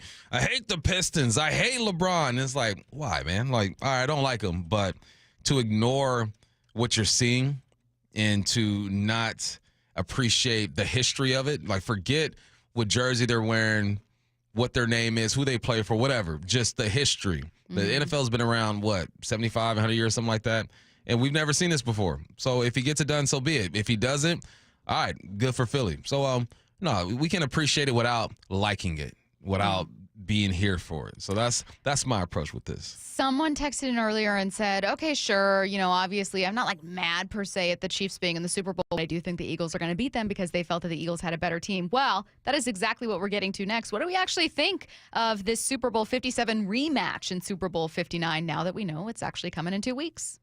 Seattle Sports, your home for Wyman and Bob. They've got decisions to make when it comes to their roster as far as the salary cap goes right now. And outside of Geno, I would say the most popular topic has been DK Metcalf. He's got the second biggest cap hit on the team. Are you taking away a very valuable weapon from an offensive coordinator who comes in here going, hey, I've never had a guy this size, that fast, who can do the things I want to do in this offense? Yeah, I can't see any OC being like, yeah, sure, don't let me have DK Metcalf. But the issue is, of course, that financials and draft consideration might overwhelm that. Streaming on your smart speaker. Jewelry Graham, it's your friends at Shane Company here to remind you that Valentine's Day is Friday, February 14th. We have just the right gift for your sweetheart, like heart-shaped necklaces, birthstones, or diamond studs. Getting engaged? Create a dream ring and choose from natural rubies, colorful sapphires, and natural and lab-grown diamonds in all shapes and sizes. At Shane Company, love is always in the air with our unmatched free lifetime warranty and everyday competitive prices. Come visit us in-store and at shaneco.com. Shane Company, your friend and jeweler. The Seattle Golf Show, Friday, February 7th and Saturday the 8th at the Seattle Convention Center. Get up to 4 rounds of golf when you buy tickets online and free balls at the door while they last. Shop the huge Putts Golf Spring Sale. Test big brands like Titleist, Cleveland, Callaway, and more. See 100 exhibits, get lessons, and kids under 12 are free. Enter to win 4 Seattle Golf Show tickets. SeattleSports.com/win. That's the Seattle Golf Show, February 7th and 8th at the Seattle Convention Center. Contest and rules at SeattleSports.com/win. Hi, Justin Shirley, CEO of State Roofing and Exteriors. For over 55 years, you've trusted us for roofing, siding, windows, decking, and gutters. Call 866-ROOF-ROOF or visit stateroofing.com today to schedule a free estimate. State Roofing and Exteriors. Wesley Financial Group is not a law firm. Do you find yourself stuck in a timeshare? Get the real facts about the timeshare industry and your options for cancellation. Chuck McDowell, founder of Wesley Financial Group, has put together a free information guide that reveals the secrets the timeshare industry doesn't want you to know, including the 5 ways to get rid of your timeshare. Call now and get this timeshare cancellation guide absolutely free. Call 800-838-6161. That's 800-838-6161. 800-838-6161. This is a story of the one. As a maintenance specialist for university housing, he knows college students can major in wear and tear. Plus, housing so many students doesn't leave a lot of room to house all the supplies he needs. That's where Grainger comes in. With over 1 million industrial-grade products and fast, dependable delivery, Grainger carries the quality products he needs so he doesn't have to. From a new door hinge to a whole new faucet. Call, click Grainger.com, or just stop by. Grainger, for the ones who get it done. At Lake Washington Windows and Doors, we are committed to giving you quality workmanship and white glove service that exceed your expectations. Get our exclusive leak armor installation backed by a lifetime warranty. Choose Lake Washington Windows and Doors, a name you can trust.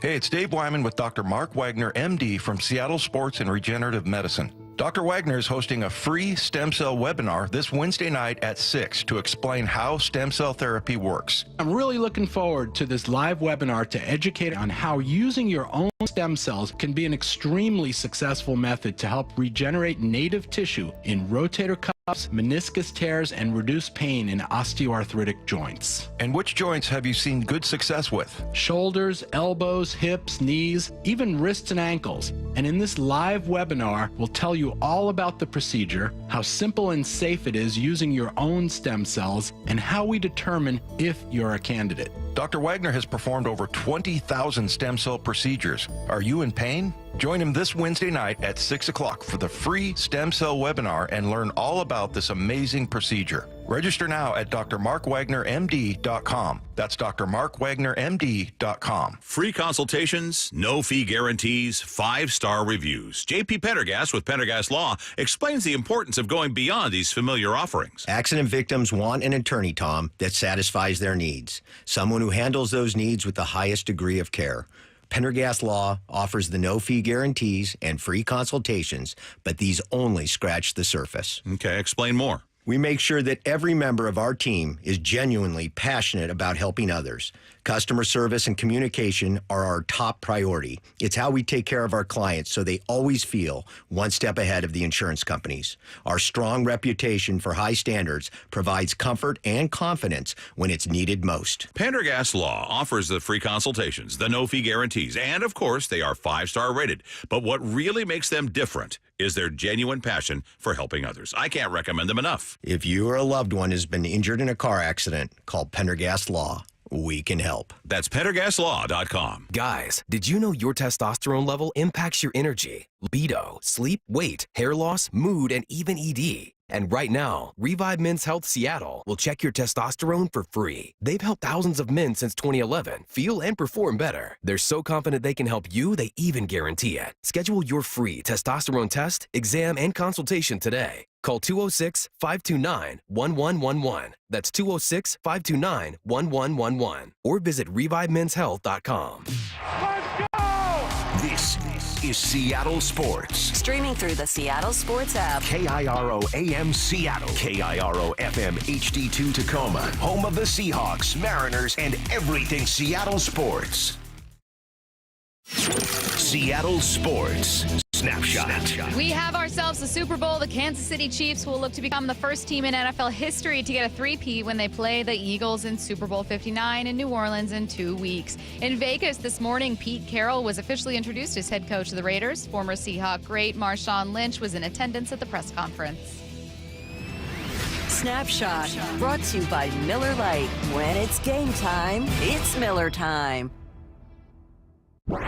From the Quantum Fiber Studio, This is Bump and Stacy.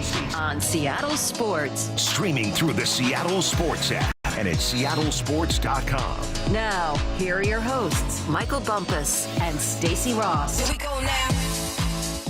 We began our show 2 hours ago by talking about our thoughts on the AFC and NFC Conference Championship games. Now that we know who those winners are, we get a look ahead to Super Bowl 59, a rematch of Super Bowl 57. We are obviously in the next couple weeks going to have a ton of previews, particularly in the days leading up to the Super Bowl. But we have our first look at the teams that are going to be competing. Well, rather, we have our first look at what this matchup is going to be. And I just want to talk about whether we're excited, how we're feeling about it, if we think it'll be different this time around. I don't want to go in just thinking inevitable Chiefs win here, but I also think we've got an even more interesting Philly team. What did you make once you knew the outcome of the games? Logic tells me Philly's going to win this game. Right. Reality tells me Pat Mahomes is something special. Even if you just look at like the main position you're comparing them, right? You got Jalen Hurts, threw for 2,918 touchdowns, 5 interceptions. Mahomes, 3,926 and 11 advantage there. Mm-hmm.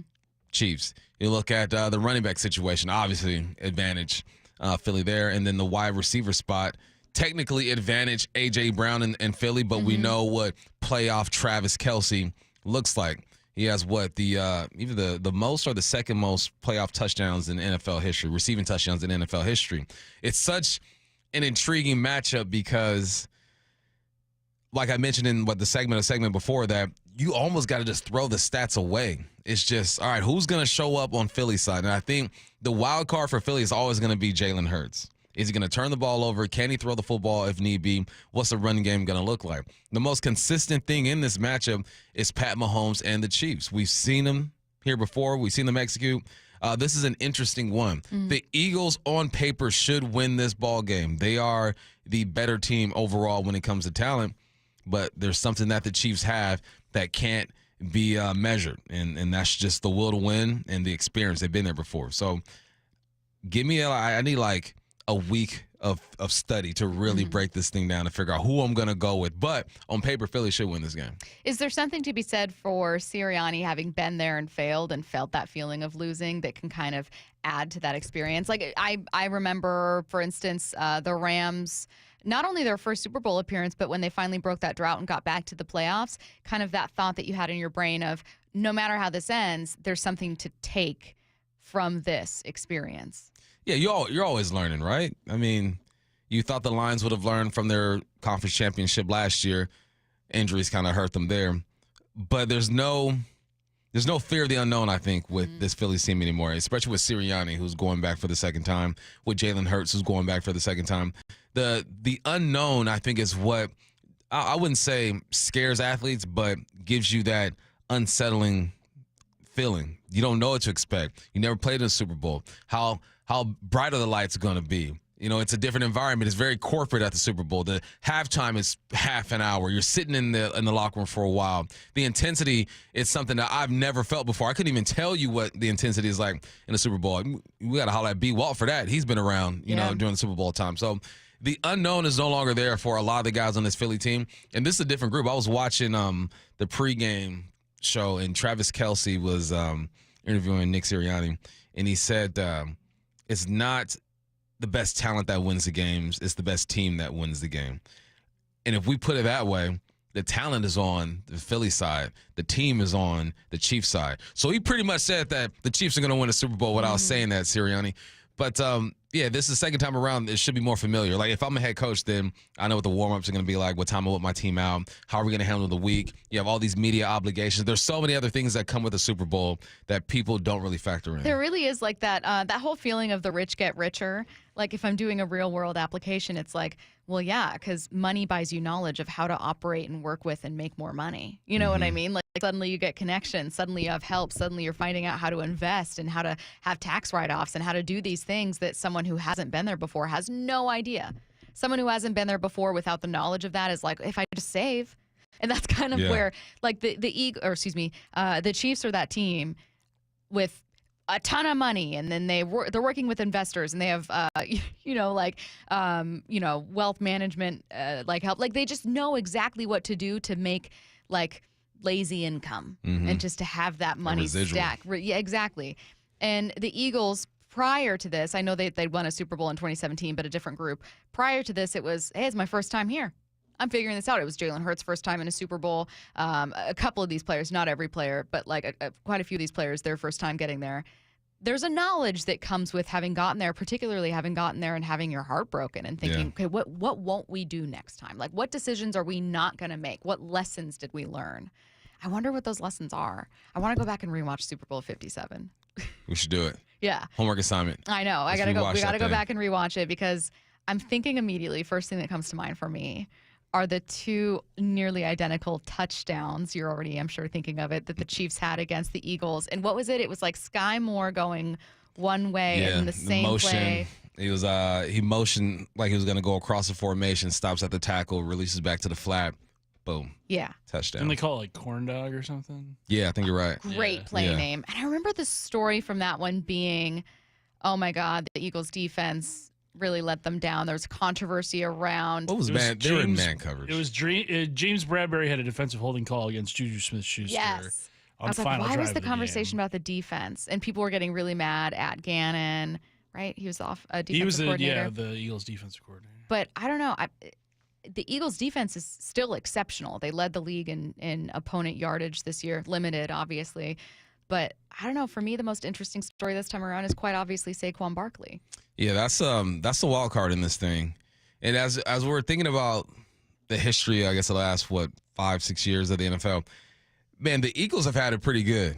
They win a Super Bowl in 2017, and then you went back a couple years ago, and now you're here again. I don't think we give the organization, I think you and I do, but I think as a whole, people don't give the organization the props they deserve. No. Like, they've been relevant. Super Bowl 52, 57, and now 59. They've been relevant. Now, different. Doug Peterson was the head coach in that first Super Bowl, but the franchise as a whole has experience in this situation.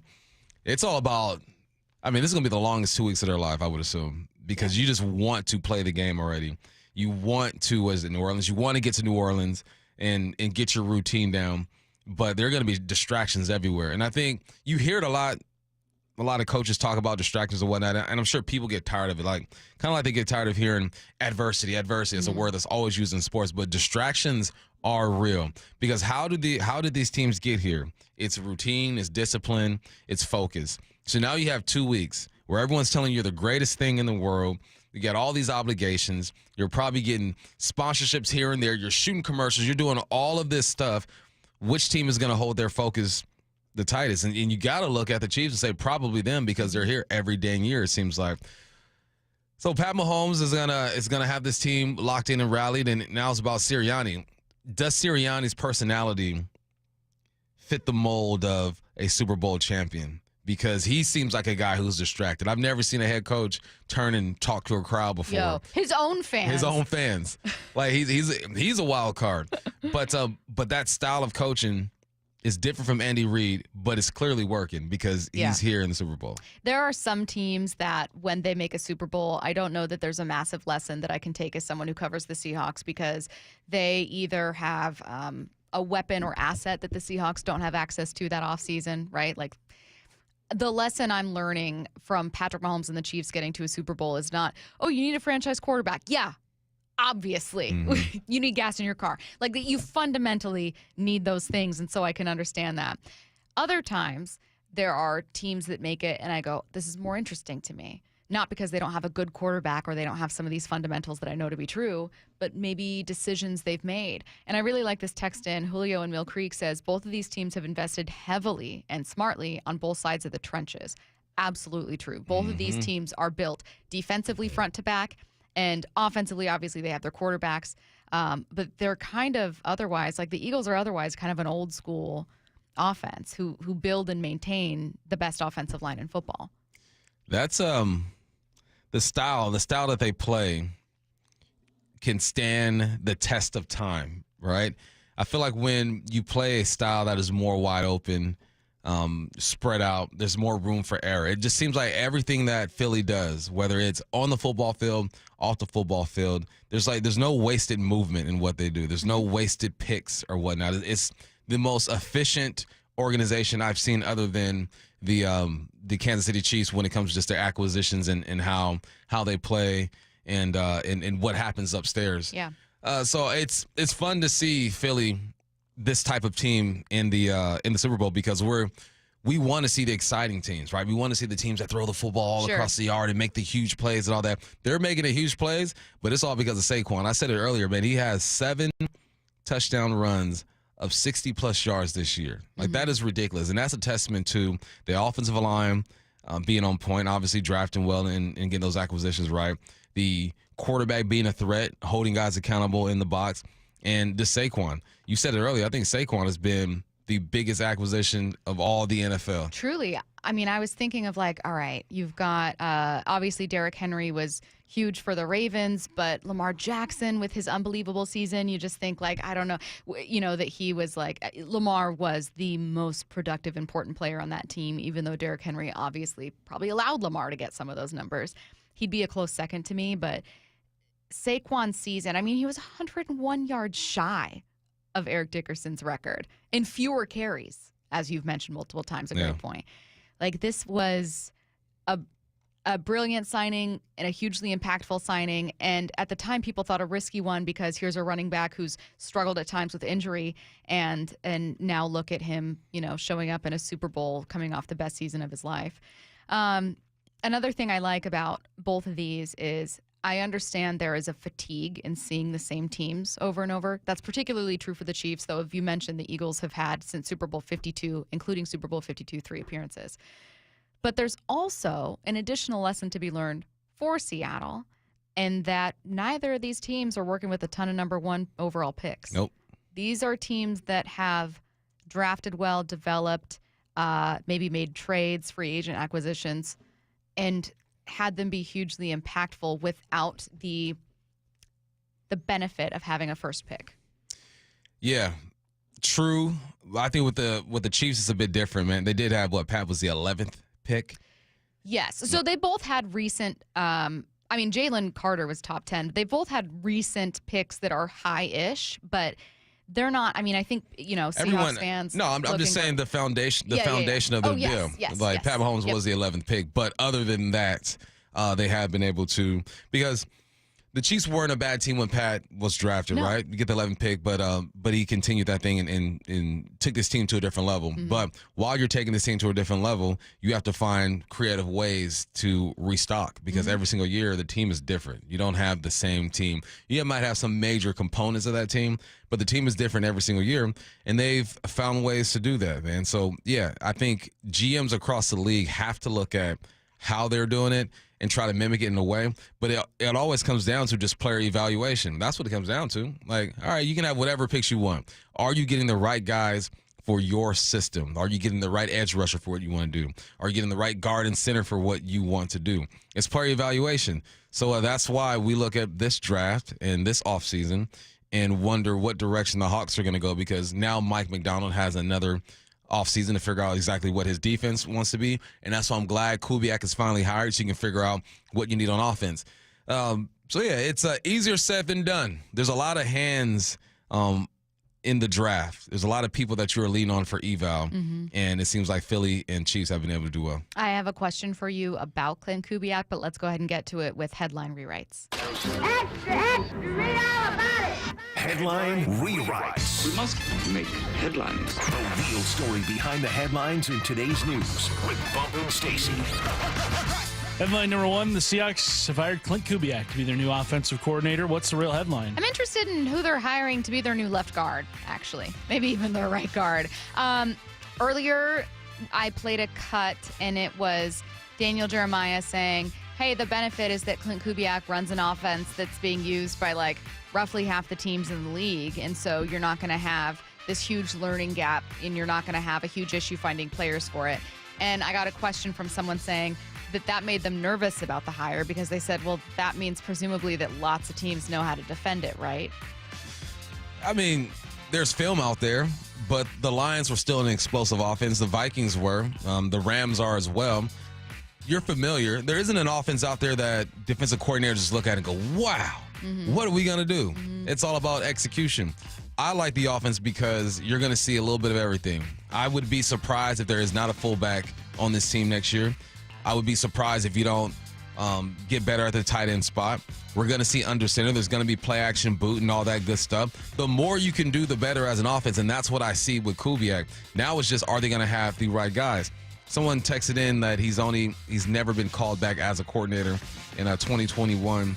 He was offensive coordinator in Minnesota, but then you get Kevin O'Connell. It's like, all right, well, he's going to have his own guy. He's going to have his own guy. Denver Broncos passing coordinator in 2022. You make a move there because Sean Payton comes in. Yeah. It's not like he did so bad that he was fired. It's just when head coaches come in, they bring their own guy. So we have to see how this thing all pans out. When he was the offensive coordinator with Minnesota, he had the number 3 offense in the game, 5th rushing attack and 7th passing attack. And he was dealing with Kirk Cousins, had 35 touchdowns, 67 completion rate, and Dalvin Cook had 1,500 yards and 16 touchdowns. You still need personnel, but I'm looking at what he was working with the Vikings during that year and what the Hawks have, and I can see some comparison. I think Ken Walker, if he is disciplined in the way he runs the football, he can put up a 1,500-yard season and 16 touchdowns like Dalvin Cook did. So we'll see what he does with his personnel, but yeah, I wouldn't be concerned that, a lot of people are running it, so defensive coordinators know how to defend. They know how to defend everything. It's about getting your players just to make the plays when they need to be made. Weird question, but outside of Geno Smith, who obviously any new quarterback is, an obvious answer for who could be excited about a hire, which player not named Geno Smith may benefit most or be most excited about Clint Kubiak coming here as OC? Zach Charbonnet, Ken Walker. Like you have to run the football, and he's going to run the football. You have to run the rock, and you got to be just disciplined with it, man. So hopefully this might be a way for Ken Walker just to start all over, and to be the explosive guy that we know he can be, because it's in there, man. And for Zach Charbonnet to build off of what he did last year. Headline rewrites. Headline number 2, Pete Carroll is reportedly considering Darrell Bevell, yes, that Darrell Bevell, to be the Raiders' offensive coordinator. What's the real headline? Let's hope they never have an easy decision to make at the 1-yard line. They struggle with that one. Yeah, that was bad. That was bad. Someone's like, numbers say that they're supposed to throw the football there. I understand that. That's where numbers and just experience, personnel, and in the moment kind of collide and they clash, because I get it. You can look at data, and data might say in that situation you throw the football. But, man, I'm looking back at 2-4, and I'm saying that's Marshawn Lynch. I'm going to get him the rock. And let's not forget, man, I know it ended sourly or poorly with Bevell. But at one point, he had the number 7 offense here, the number 3, 2 years the number 1, the number 4, the number 12. It's not like this offense wasn't doing things and making plays. Ended on a sour note. That's typically how it does end when you get released or you move on to another spot. So let's see how that works out if it does go down there in Vegas. I'll say about Super Bowl 49 is maybe because of the love for Russell Wilson at the time, it was one of the only moments I can think of where a quarterback threw an interception and the discourse was not about said quarterback. Like everyone was, Pete Carroll, Darrell Bevell, what are you doing? What a horrible decision. How dare you do this? Why would you not give it to Marshawn? Did they not want Marshawn to be MVP? Now we're getting into conspiracy theories about why they didn't hand it off. And in hindsight, I hate the decision to pass it. Fine, give New England extra time, whatever. But without the benefit of hindsight, at the time, I didn't think anything of it. I thought, okay, obviously you want to maybe buy a little time, whatever. You have faith that if you need to run it in, that maybe Marshawn could get it done, clearly.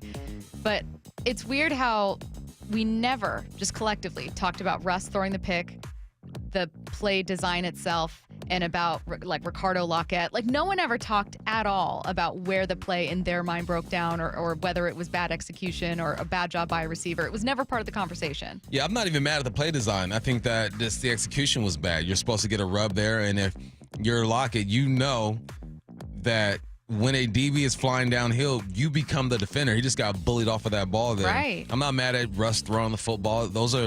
That concept, a rub concept, you just have to assume your guy is going to make the play. Yeah. So I'm not mad. I'm not even mad at the decision, really, because if it works out, you look like a genius. But if I'm back there, I'm just making it real simple. Just give it to 24. Is it just one of those things going back to the play where it's like, look, if you're the receiver, you need to suddenly become the defender there? Or is it like hey, Malcolm Butler really just did make the play of his life? I mean, the rule is you become the defender. You know, you do everything you can to stop that. But, you know, in Locke's defense, he was locked in. He's looking at the football. Maybe he didn't realize that Malcolm Butler's flying downhill. I mean, these are people. These aren't robots out there. And people make plays, and that's what Butler did.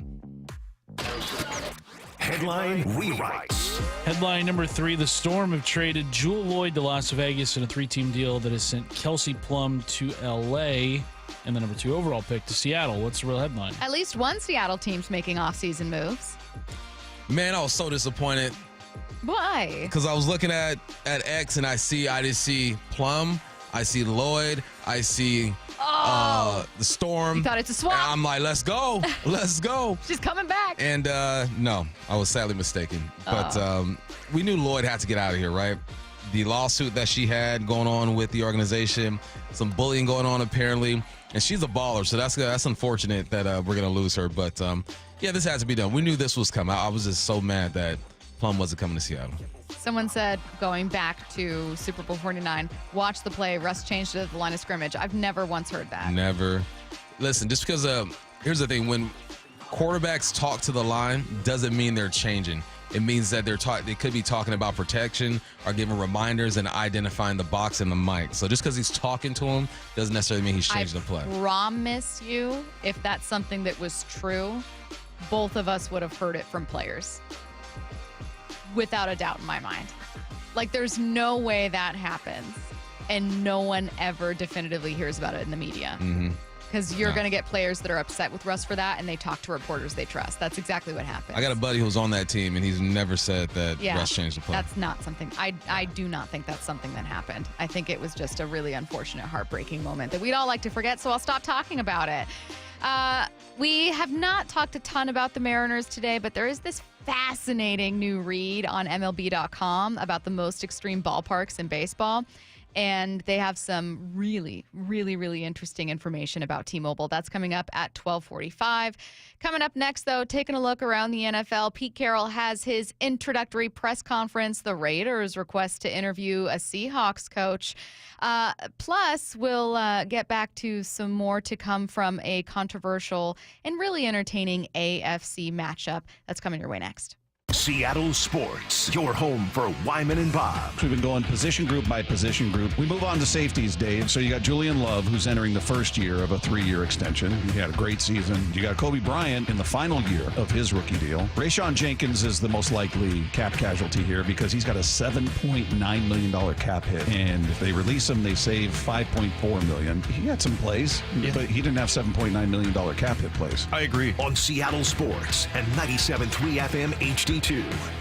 Matt Coker here with West Coast Men's Health. In the past 5 years, we've seen thousands of men at our clinics. Most guys tell us the same story, that in their early 50s, it's not that they couldn't function, they just needed help. They started taking Viagra, and it worked great at first. But after a few years, it stopped working.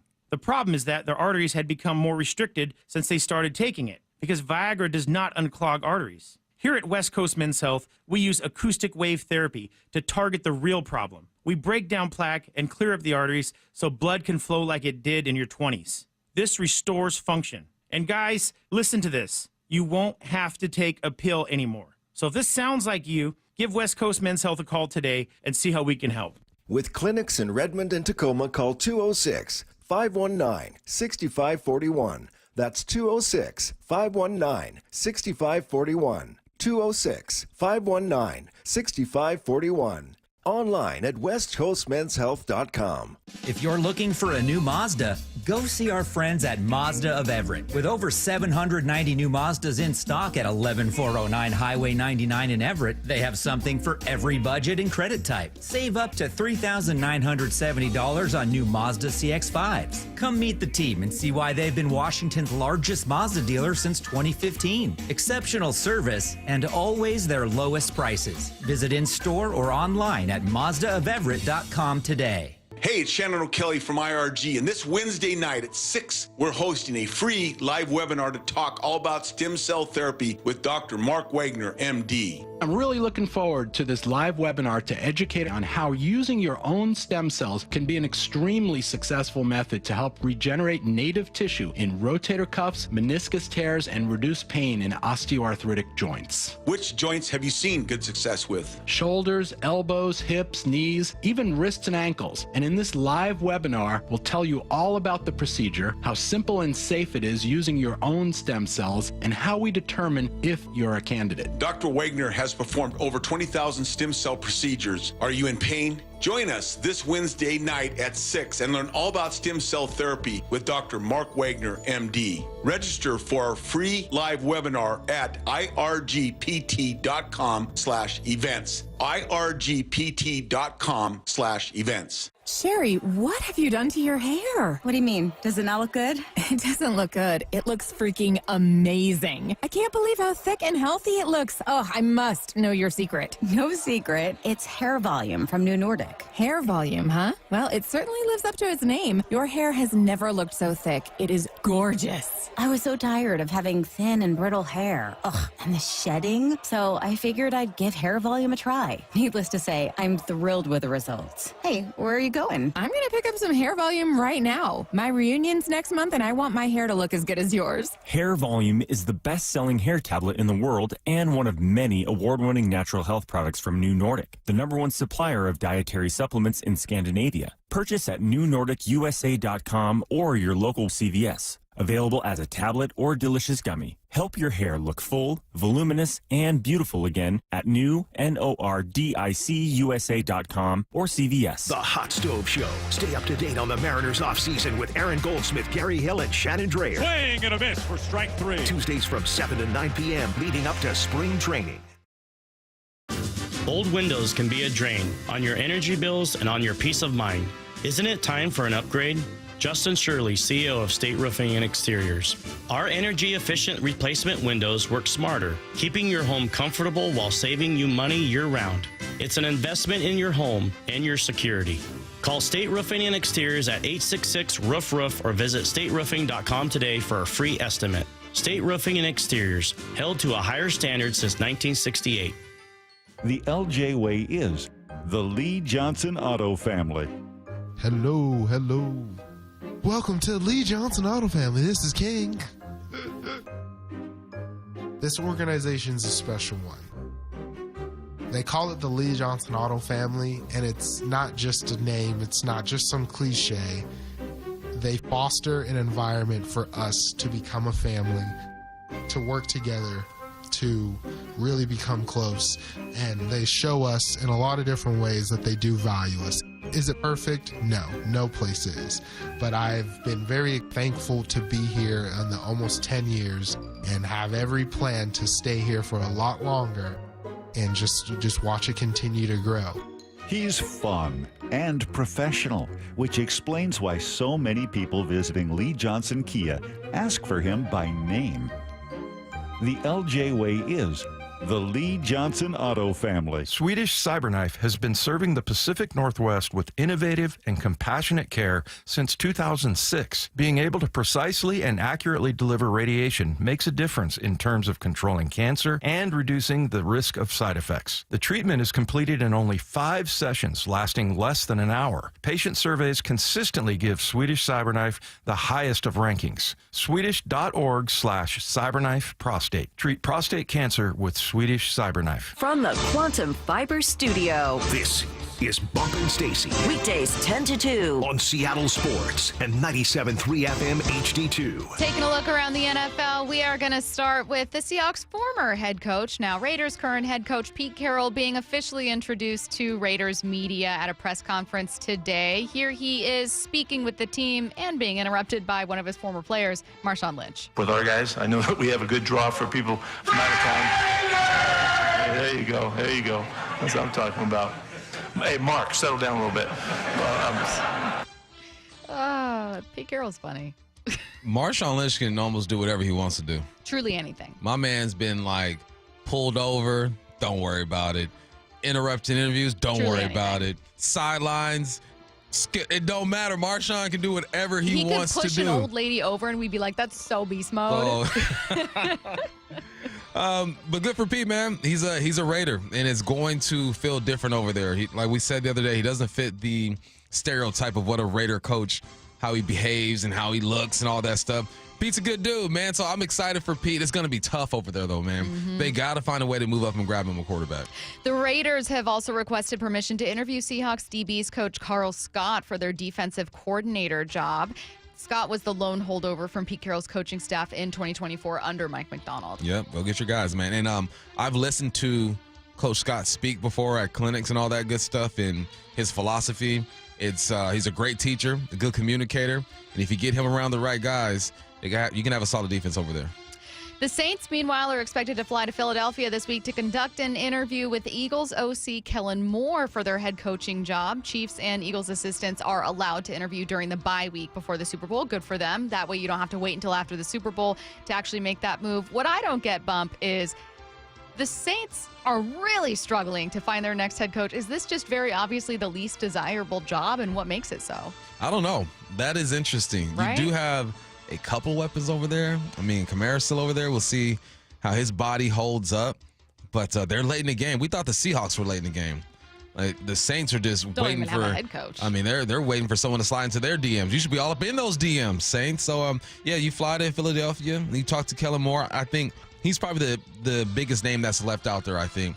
I think he's ready for a head coaching job. He's done a great job with the Philadelphia Eagles, changing the way that he has called plays based off of his personnel. When he was with the Dallas Cowboys, Mike McCarthy thought he threw the ball too much, but he didn't have a running back. So now that he does have a running back, he's running that thing and taking a shot. So it's time, man. If Kellen Moore wants to be a head coach, I think he's capable. The thing that's tough for the Saints is they don't have, you know how you've said you are what your resources are, or you're only as good as your resources? They don't have a lot. And so I'm curious to know whether a head coach looking at it, like for the Jags for a while, it was, Trent Baalke's there. And that very clearly is why Liam Cohen isn't going there as their head coach. So they fire Baalke and then they bring in their new head coach. I don't know if it's something where it's like you hate ownership, you hate a GM, you hate whatever. I think it's just knowing like you're in a hole and you don't have a shovel. How do you dig yourself out if you're the Saints? Your cap situation is a nightmare. You don't have a top 5 pick. Like you're really struggling to A, find your quarterback. You probably don't look at Derek Carr as the answer. And B, find any other weapons to make you elite. And their dude got hurt. What's his name? Blanking on his name. Does everything. Why am I blanking on his name? No. Number 7. Taysom Hill. Thank you. Goodness gracious. That was tough. Yeah, and he got banged up. I'm looking at the roster. There's really nothing there. Like your number one receiver is Marquez Valdes-Scantling. I mean, not a bad receiver, but I don't think he's the number one. No. Juwan Johnson is your tight end. He's all right, but there's nothing that moves you over there. Not a lot of resources, and like you said, the cap deal is horrible. You got an aging quarterback. Maybe he can put together a good year or two, but not a very desirable job. I would read a book or a long article on how the Saints got into the cap situation they're in, because it's so astronomically bad that it's almost an outlier from the rest of the league. Going back to the Raiders, NFL Network's Ian Rappaport says a Russell Wilson reunion with Pete Carroll isn't so far-fetched after all. Here's an interesting name to keep an eye on. Russell Wilson. I know the Steelers have said they want Russell Wilson back. I know Wilson has said he would like to be back. My understanding, though, is Russell Wilson wanted to play for the Raiders last offseason. He keeps a close relationship with Pete Carroll. Would not be surprised if they revisited that this offseason. Now, you guys had heard last week, kind of rumors or like a what-if scenario about what if, Russell Wilson goes to the Raiders. The difference here being it's the first time that an NFL insider or someone who's well-sourced like Ian Rappaport is saying, no, I think that's really possible. why wouldn't Pete Carroll take a look at Russell Wilson? He's better than anything he has on his roster right now. You're looking at the Pittsburgh Steelers. How much do they value Russell Wilson? He's still probably getting paid by the Denver Broncos, I believe. So it's not like he's going to be asking for a lot of money. Yeah, I think that's where you start. You start with Russell, you holler at Geno, and then you try to figure out what you can get in this draft. All right, I want to know your take on this one.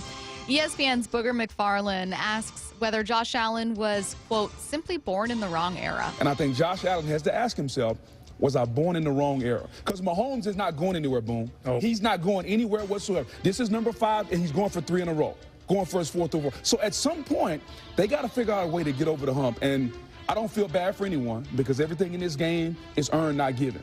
They got to figure out a way to go earn a Super Bowl because the Chiefs continue to do it. What do you think? It's the easy answer. Of course he was born in the wrong era.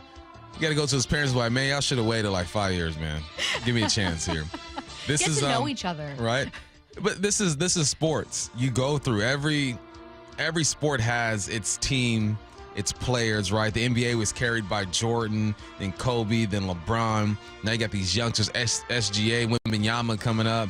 Same thing with baseball. This is just how sports goes. There's always going to be somebody who is good enough to win a championship, but is just rejected with the opportunity because someone's just that much better. So, yeah, of course he's born in the wrong. Anyone who plays quarterback right now and you're in your 20s, you're born in the wrong era. I mean, first of all, speaking of era, if you were born in 1940 and you were or 50 and you were playing in an early era NFL team, people would think you were God.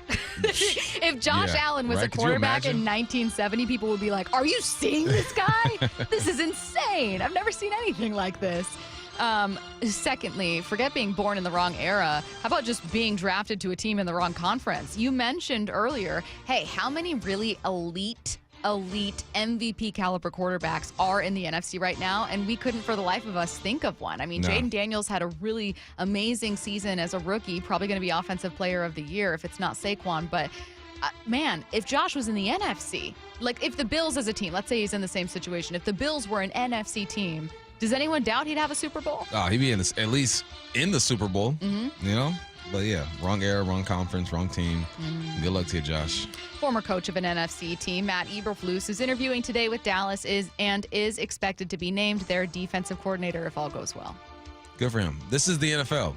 You just you get a head coaching job. If it doesn't work out, don't worry about it. Someone's going to hire you because you still bring value. You might not be a leader of men when it comes to everyone on your squad, but you might have a great defensive mind or offensive mind and could be the assistant. You don't have to be in the spotlight. They got role players too when it comes to coaching.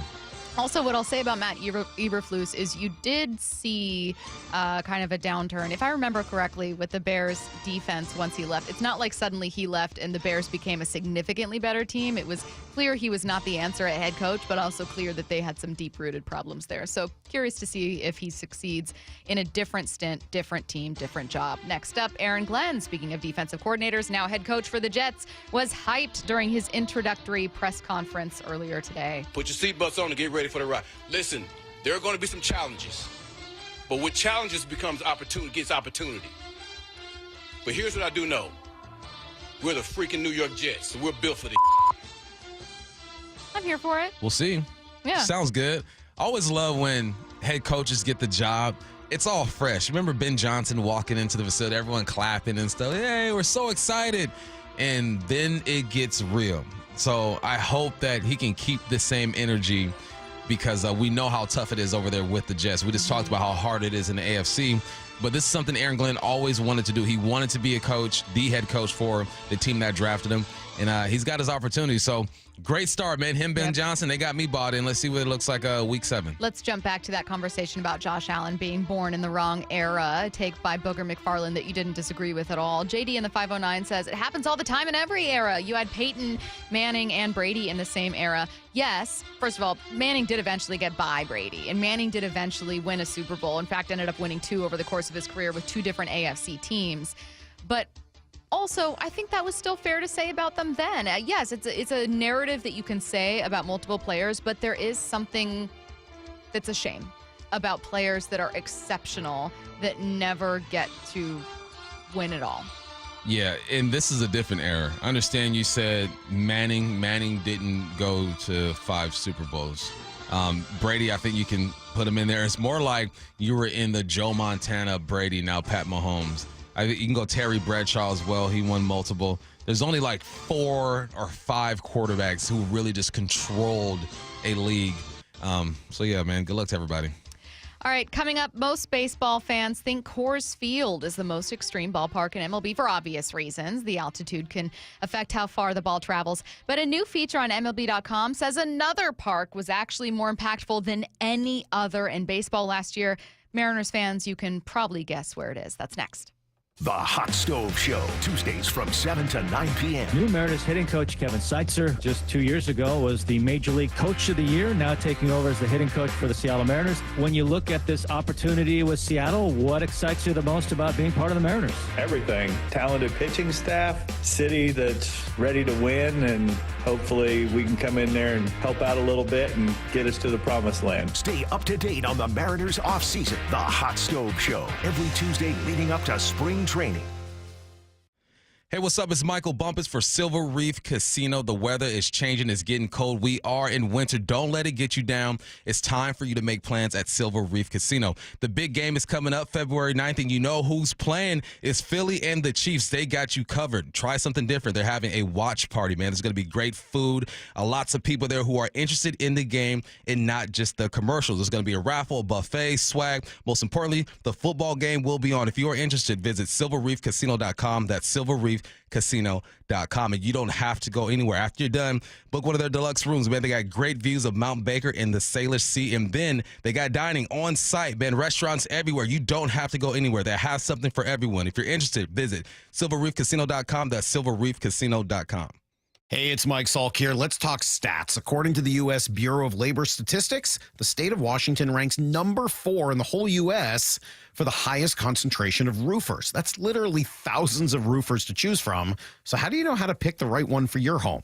Well, you start by eliminating those who aren't GAF Master Elite certified. That's about 97% of all roofers. So now you're down to the elite 3%. How many have over 35 years of experience? How many utilize the catch-all system to keep yards and driveways clear of any debris? Family-owned with local roots and have the stamp of approval from the Mike Salk household? Well, that leaves you with just one, the roofing company you can trust. That's Riverside Roofing. In a sea of thousands of competitors, Riverside Roofing continues to stand out.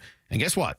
They have openings this winter for your roof project. So have them out to your house this week. Call them at 425-949-8252 or go to riversideroofingllc.com. They are the roofing company you can trust. Jackson Hewitt makes taxes feel like a yacht rock song. April breeze, give me my biggest tax refund, please. You, me, and a lifetime accuracy guarantee. And now get $100 just to try Jackson Hewitt. Does your tax person do that? Say goodbye to that no guarantee tax guy. Ready to sail through tax season? Go to Jackson Hewitt and you'll be limited time offer for new clients. Participating locations only. Terms at jacksonhewitt.com.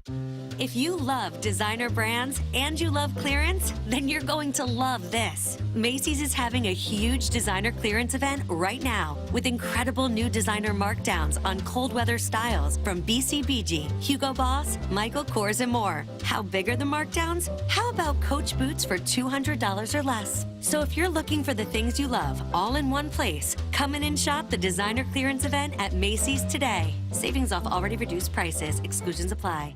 It's time to vote for the top athletes and sports stories of 2024. Be part of history and help choose the sports stars of the year from a knockout roster representing the best in Washington sports. Cast your vote for the sports story of the year. Was it the Seawolves playoff run, the Kraken making history, or UW rowing dominating the Olympics? You decide. Vote now at seattlesports.org and enter for a chance to see the winners announced live at the 90th Annual Sports Star of the Year Awards, presented by Microsoft. We are Seattle Sports, the home of the Seahawks, Mariners, and everything Seattle sports. Watch your favorite show live at seattlesports.com. Is chronic pain beginning to make your everyday life a challenge? Then call Dr. Daniel Nelson, MD, with Eastside Pain and Regenerative Medicine. With over 30 years of experience, no one has more experience in pain medicine techniques and stem cell therapy than Dr. Nelson. And here's what a satisfied patient had to say. Well, that seems to be a genetic thing. All the men on my dad's side of the family have bad backs. Since my mid-20s, it would swell up and I would lose range of motion, and it was very, very painful to stand or walk, and so I had to miss work. So he went in there and gave me the stem cell injection, and it's great now.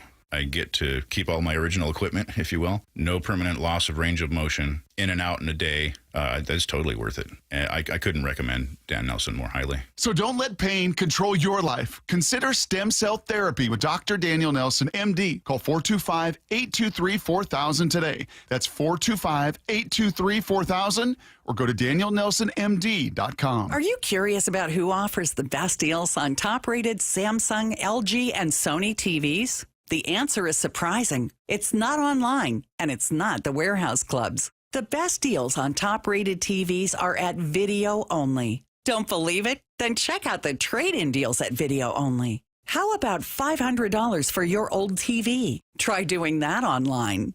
Before you buy that new TV, drop into Video Only. If you don't, you'll be sorry. Action! When I grow up, I want to be a director because they get to talk to everybody about everything. They get to make cool movies and dance music videos. If your child is sick over and over again, it could be PI, a defect of the immune system that affects millions. Early testing can give children a chance to dream. And when I'm a director, I get to say, lights, camera, action. For more information, visit the Jeffrey Modell Foundation at info4pi.org. That's a wrap. From the Quantum Fiber Studio, you're listening to Bumpin' Stacy. Weekdays 10 to 2. On Seattle Sports and 97.3 FM HD2. We have new Wazoo head coach Jimmy Rogers joining us at 1:40. Typically at 1:45, we would do What I Need to Know. So we're going to do What I Need to Know at 1. So get your questions in over the next 15 minutes. Any question you have. It could be about any team. It could be about not sports, whatever it is. Text it to the Mac and Jacks text line 866-979-3776. Get those questions in now to the Mac and Jacks text line. But most baseball fans would assume Coors Field affects the ball more than any other ballpark in baseball, but they would be wrong, at least for this past season. Typically, they would not be wrong, but they would be wrong for this past season. According to a new feature on MLB.com from Mike Petriello, which analyzes StatCast ballpark factors, T-Mobile Park, no one's surprised, suppressed offense by 11% in 2024, which is more than the 10% boost offense players saw at Coors Field, meaning T-Mobile Park was the most extreme ballpark, and not in a fun way, in baseball last year. Is any part of you surprised? No.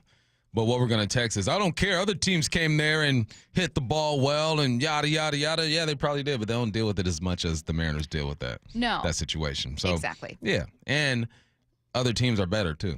More talent on other teams as well. Yeah, it's kind of like a truth from both buckets situation of like, there are other teams that have a lot more talent offensively, but also offense is suppressed from other teams, including from the Mariners, obviously, at T-Mobile Park. I mean, the home road splits for OPS were written about by Mike, and they are drastic differences. And what I found most interesting, two things. The first is, which we'll talk about now, that works in the opposite way for pitchers. Pitchers see a boost in their production, in their ERA at home versus on the road. And he said that, in particular, right-handed pitchers have more success at T-Mobile than left-handed pitchers. And that people maybe are wondering if those stats for pitchers in Seattle are kind of not inflated, because it's a very good rotation, but almost looks better than it really is. Like, they really did have a boon. Here are the things about stadiums, right? Ballpark, stadiums, whatever. They all have their own little thing about them. I was talking to the guys yesterday watching the game, and one of the guys said, McCourty, the DB for the Patriots at the time, was talking to Bill Belichick, and this isn't verbatim. I'm not going to be exactly accurate with the story, but you'll get the idea of it. He says, at the northeast corner of the stadium, the wind swirls in weird. So when the football's in the air, it's going to drop a lot quicker. And McCourty's like, man, what are you talking about? And he said he goes back for a pick. He's in the northeast spot of the stadium. He thinks the ball is deep, it's short, it lands right to him. Then he goes, man, I'm going to listen to whatever this guy says. So there are some people with knowledge of the situation that can break things down. That's the way that I see the T-Mobile Park situation. It's just, look, we're talking about it, and some people hate hearing the air quotes excuses. Oh, you're giving them excuses. No, we're not giving them excuses. If enough people are saying it and they're writing articles about it and there's data to support it, we have to take it into account. So, and I think he said in the same article we were talking before the show, the Mariners have put together a heck of a rotation with a bunch of righties, correct? Yes. So do they have an inside? Do they the ballpark as well? They obviously know that it's hard to hit there, right? But they have put together a rotation of righties that is one of the best in the game. So you have to use your park to your advantage, but you also got to think about the guys who are responsible for being there half of the time and have to get in that batter's box and swing away. And there are stats to back this up. He looked at the home and road stats for several Mariners pitchers. None were more pronounced than for reliever Andres Munoz. He said it was the third largest home road split of any pitcher since World War II. It's been a long time since World War II. I just feel it important to add that that is a huge pool of data from which to pull, and you're finding these insane home road splits. So this article was not saying that Mariners pitchers aren't as good as we think. Mariners pitchers, that rotation is elite, and that rotation would play just fine at any ballpark in baseball. Any other team would love to have George Kirby, would love to have Logan Gilbert. But what it's saying is, hey, the park is a real factor in offensive suppression. What might the solutions be? And Bump, what I kept thinking is obviously the batter's eye was mentioned. They had moved it or made some adjustments in the early 2000s, but it still was something players complained about in the years after. T-Mobile is not the only park to have kind of a crooked batter's eye, but if your players are coming to you and saying this affects me, why not try it? That's kind of the point that you and I are getting to, is like, even if you can point to other parks and say, theirs is kind of weird too, if your players are going to you saying, please fix this, like it would really help, or please close the roof, or please can we, like the direction and structure of the stadium impacts it in terms of sun glare. Like they found that there were stats to support that being a factor too.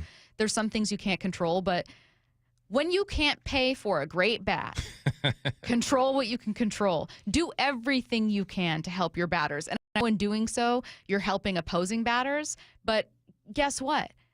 We have learned last year that pitching isn't enough. Yeah. So do what you need to do to help your offense. 206 says, what about the 2000-2001 Mariners? They didn't have problems hitting at Safeco. They were also very talented. They were a good ball club. I agree with you, Stacy. It's if you can impact your team in a positive way, but you know what it comes down to? They don't want to spend the money. We already know they don't want to spend the money. Yeah. Like, our roof is fine. It has a 20-year warranty on it. We're 10 years in. We ain't touching that roof. When sometimes it's like, look, man, you just might want to check on that. You might want to check on the roof and make sure everything is good to go, because it's leaking right now. I know you got your guaranteed 20 years on that thing, but it's leaking right now. I think that's what it comes down to. I think it comes down to money. They don't want to spend anything that seems unnecessary to them, even though you have data, you have current players, you have former players, people who come here on the road who all complain about the same thing. It comes down to money, man. We know we cheap over here. I know. It also comes down to what this team wants to prioritize. Maybe this team really likes that it's very hard for opposing batters to also play here. And that's the thing. I keep seeing people say, well, other teams find it easy, which I think is a fair critique in terms of other teams can manage to get a bat to build an offense. Like, I'm not going to tell anyone not to think that. You're right. Like the Mariners have fallen far behind in terms of trying to get those pieces. Like, it's not an excusable number, but overwhelmingly offense is suppressed here for all teams. It's just that the Mariners play here more than any other team. Yeah, so it's very pronounced. But like, there are few exceptions. Mike Trout is one of them. A couple other players listed in this article are among them, but other teams don't come here and play just as well as they do in any other ballpark. Other teams come here and struggle too. So numbers maybe, are down. Exactly. So maybe this team thinks, hey, it's so hard to hit pitching, particularly right-handed pitches in this park. Maybe we just keep it going. But it's only hurting you. Let's make it difficult. You're making it harder on yourself because you're not finding other ways to compete. You're helping your defense, hurting your offense. Anyways, it's a fascinating read and not the last time we'll talk about it this week. What I Need to Know is coming your way next. Get your questions into the Max text line. Any question you have, text it now, 866-979-3776. The Hot Stove Show, Tuesdays from 7 to 9 p.m. New Mariners hitting coach Kevin Seitzer, just 2 years ago, was the Major League Coach of the Year, now taking over as the hitting coach for the Seattle Mariners. When you look at this opportunity with Seattle, what excites you the most about being part of the Mariners? Everything. Talented pitching staff, city that's ready to win, and hopefully we can come in there and help out a little bit and get us to the promised land. Stay up to date on the Mariners offseason. The Hot Stove Show, every Tuesday leading up to spring training. You never get a second chance to make a first impression. Superior Linen Service. 88 years providing logo to apparel, uniforms, floor mats, linens, and more. Give us a call. We answer the phone. Superior Linen Service. Visit suplinen.com. Right now at Wendy's, get 2 of these fave items for just $7. The spicier classic chicken sandwich, Dave's single, or 10-piece nugs. It's an incredible deal, but an insanely difficult choice. Do you go double chicky sando, both spicy and classic, 1 beefy and 1 chicky? Or maybe you go all in on one and go Nug Max. 2 faves for just $7? Gotta be Wendy's. At participating Wendy's for a limited time only. Select a request 2 for $7 deal to redeem. Not valid in a combo or with saucy nugs. Single item at a regular price. Prices may be higher in Alaska and Hawaii. Okay, I have to tell you. I was just looking on eBay where I go for all kinds of things I love, and there it was. That hologram trading card.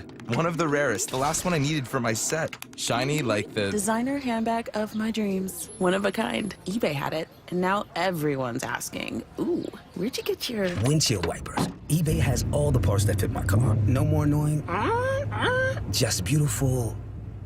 Whatever you love, find it on eBay. eBay. Things people love. If you're looking for a new Mazda, go see our friends at Mazda of Everett. With over 790 new Mazdas in stock at 11409 Highway 99 in Everett, they have something for every budget and credit type. Save up to $3,970 on new Mazda CX-5s. Come meet the team and see why they've been Washington's largest Mazda dealer since 2015. Exceptional service and always their lowest prices. Visit in-store or online at MazdaofEverett.com today.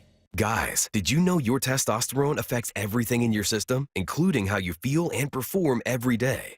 Right now, Revive Men's Health Seattle will check your testosterone for free. Knowing your T levels is the first step in understanding if you have low T. Your testosterone level impacts your energy, libido, sleep, weight, hair loss, mood, and even ED.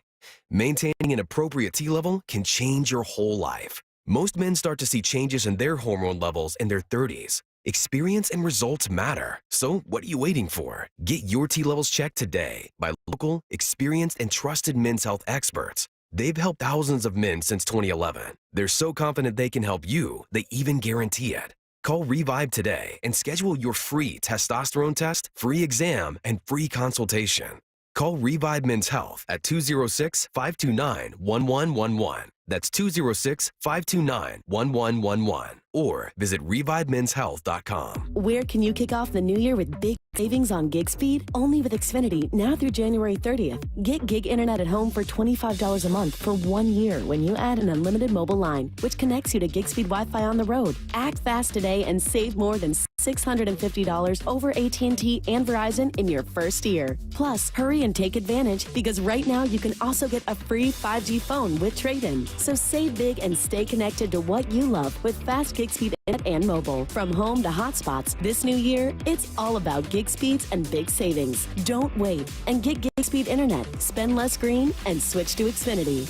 Go to Xfinity.com/gig savings to learn more. Requires paperless billing and autopay with stored bank account. Restrictions apply. Equipment, taxes, and fees extra. $40 internet discount applied to mobile bill. After promo, regular rates apply. Actual speeds vary. Savings compared to Verizon Fiber Gig Plus 1 Unlimited Welcome Line and AT&T Fiber Gig Plus 1 Unlimited Start Line. Xfinity internet required. Reduced speeds after 30 gigabits of usage per line. Data thresholds and actual savings vary.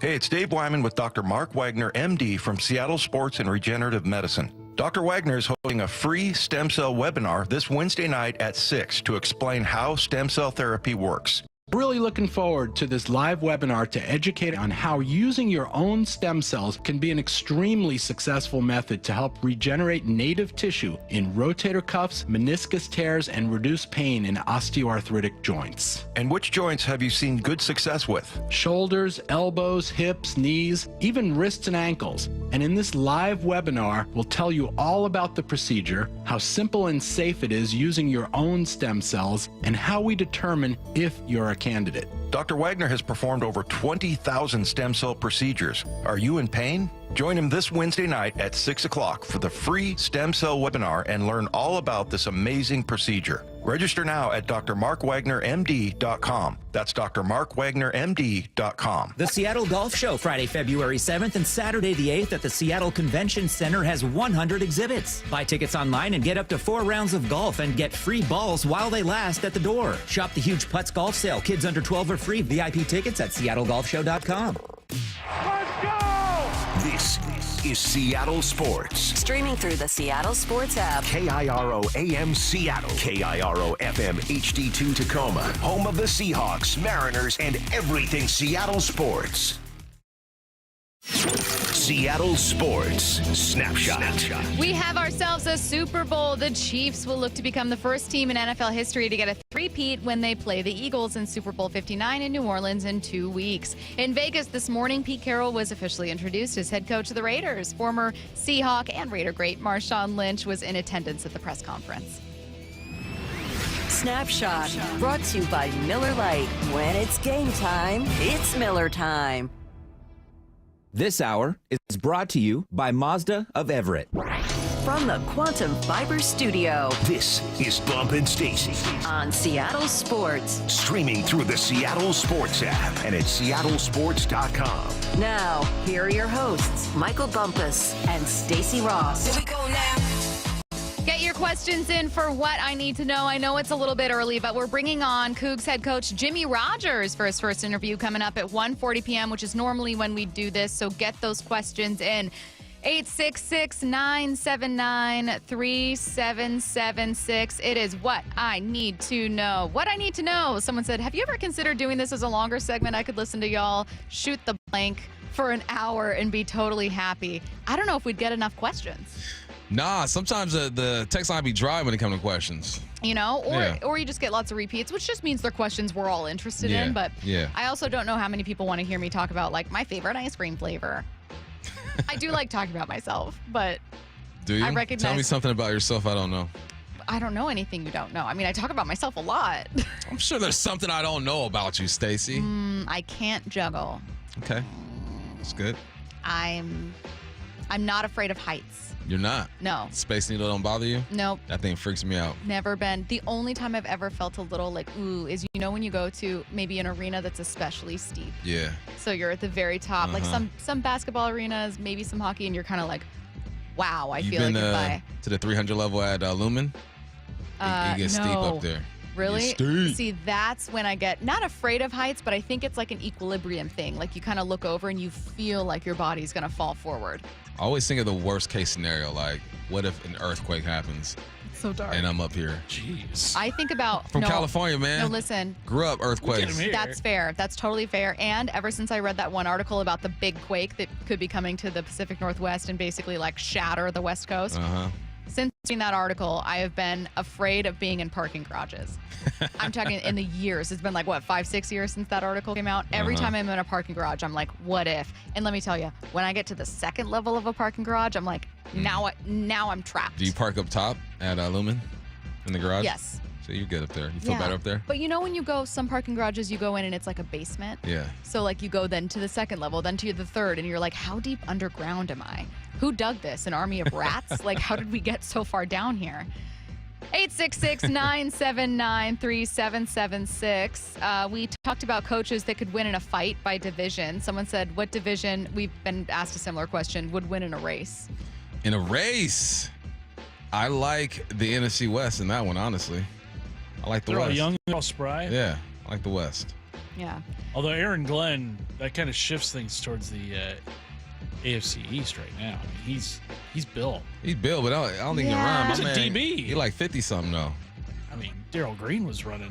I'm going young guys 340s still. until he was like 44, 45. I'm still going Yeah, I'm going West. Yeah, me too.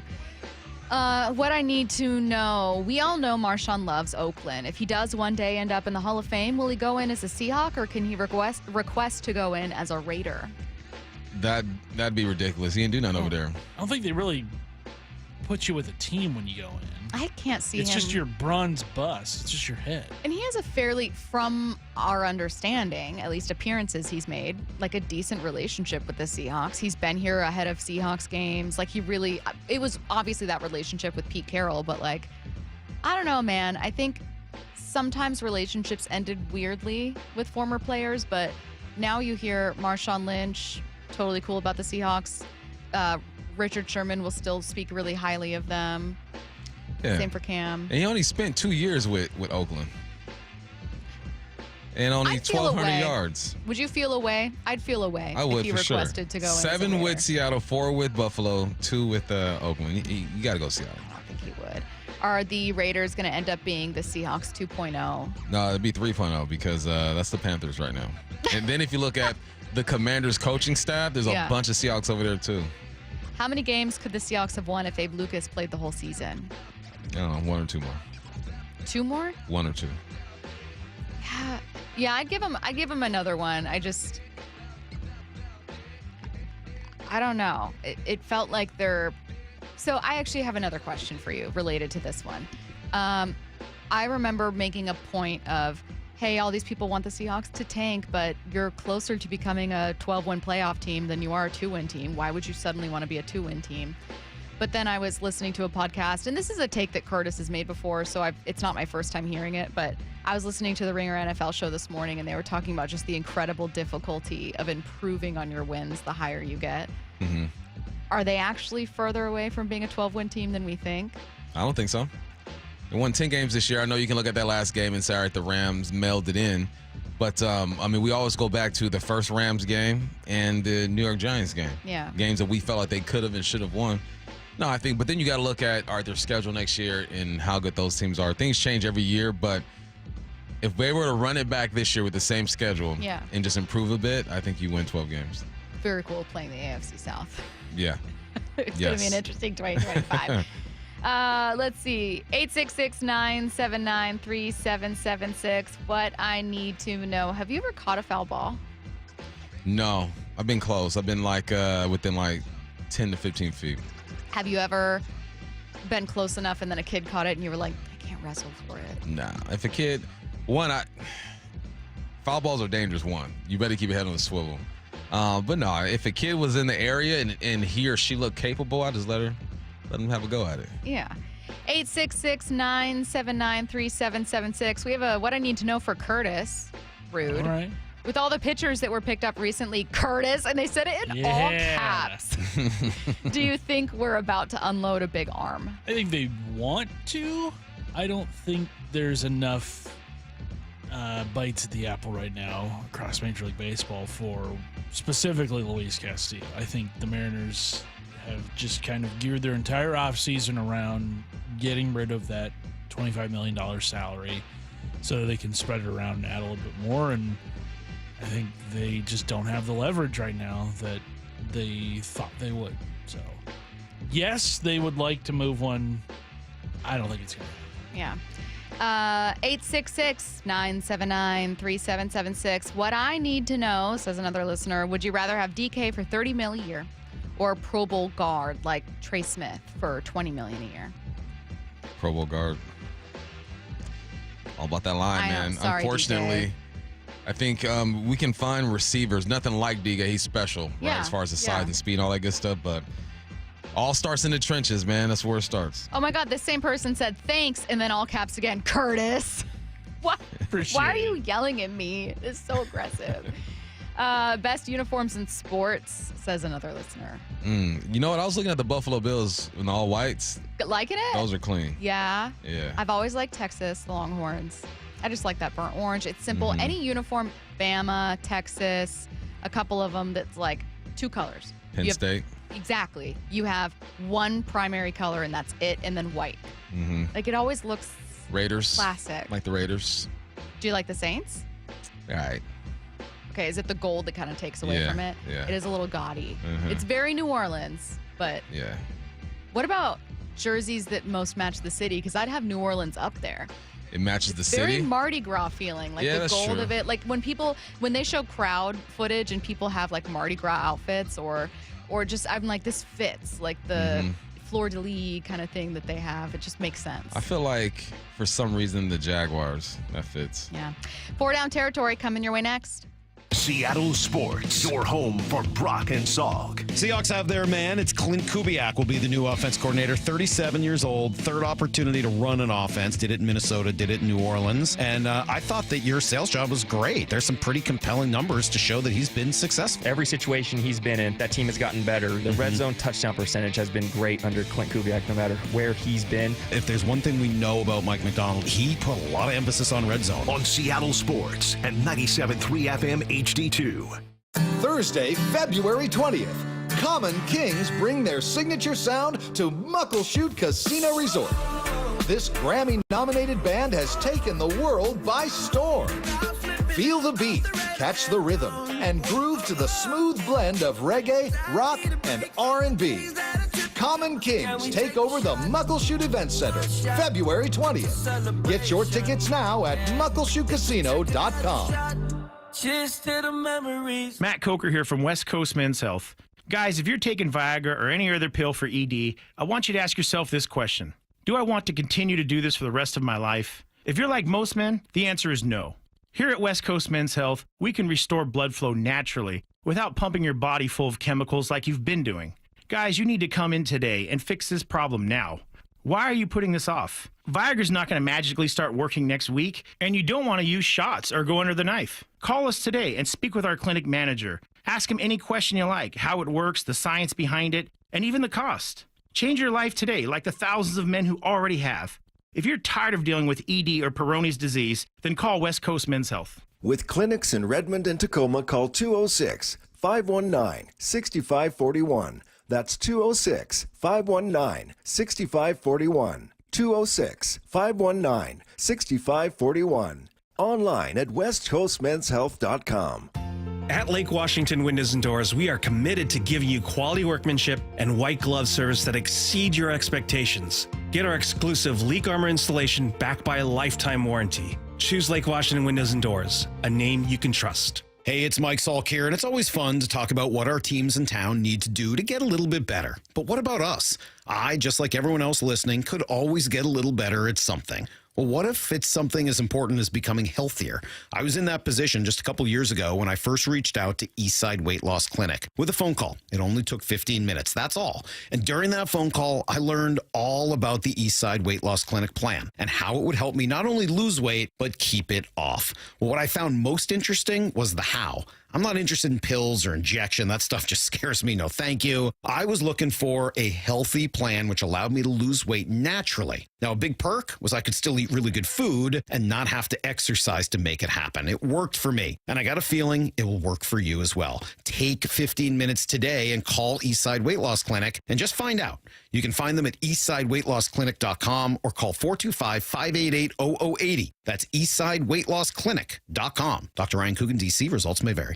I formed Davis Law Group about 30 years ago, and once I wrote my first book, it proved to be hugely popular. I decided to write then a series of books in different accident cases. I've found that having a client that is educated and knowledgeable about their particular type of case really helps the client and also usually ends up making the case or the claim more successful. To get your free copy of any of my Washington accident books, visit WashingtonAccidentBooks.com.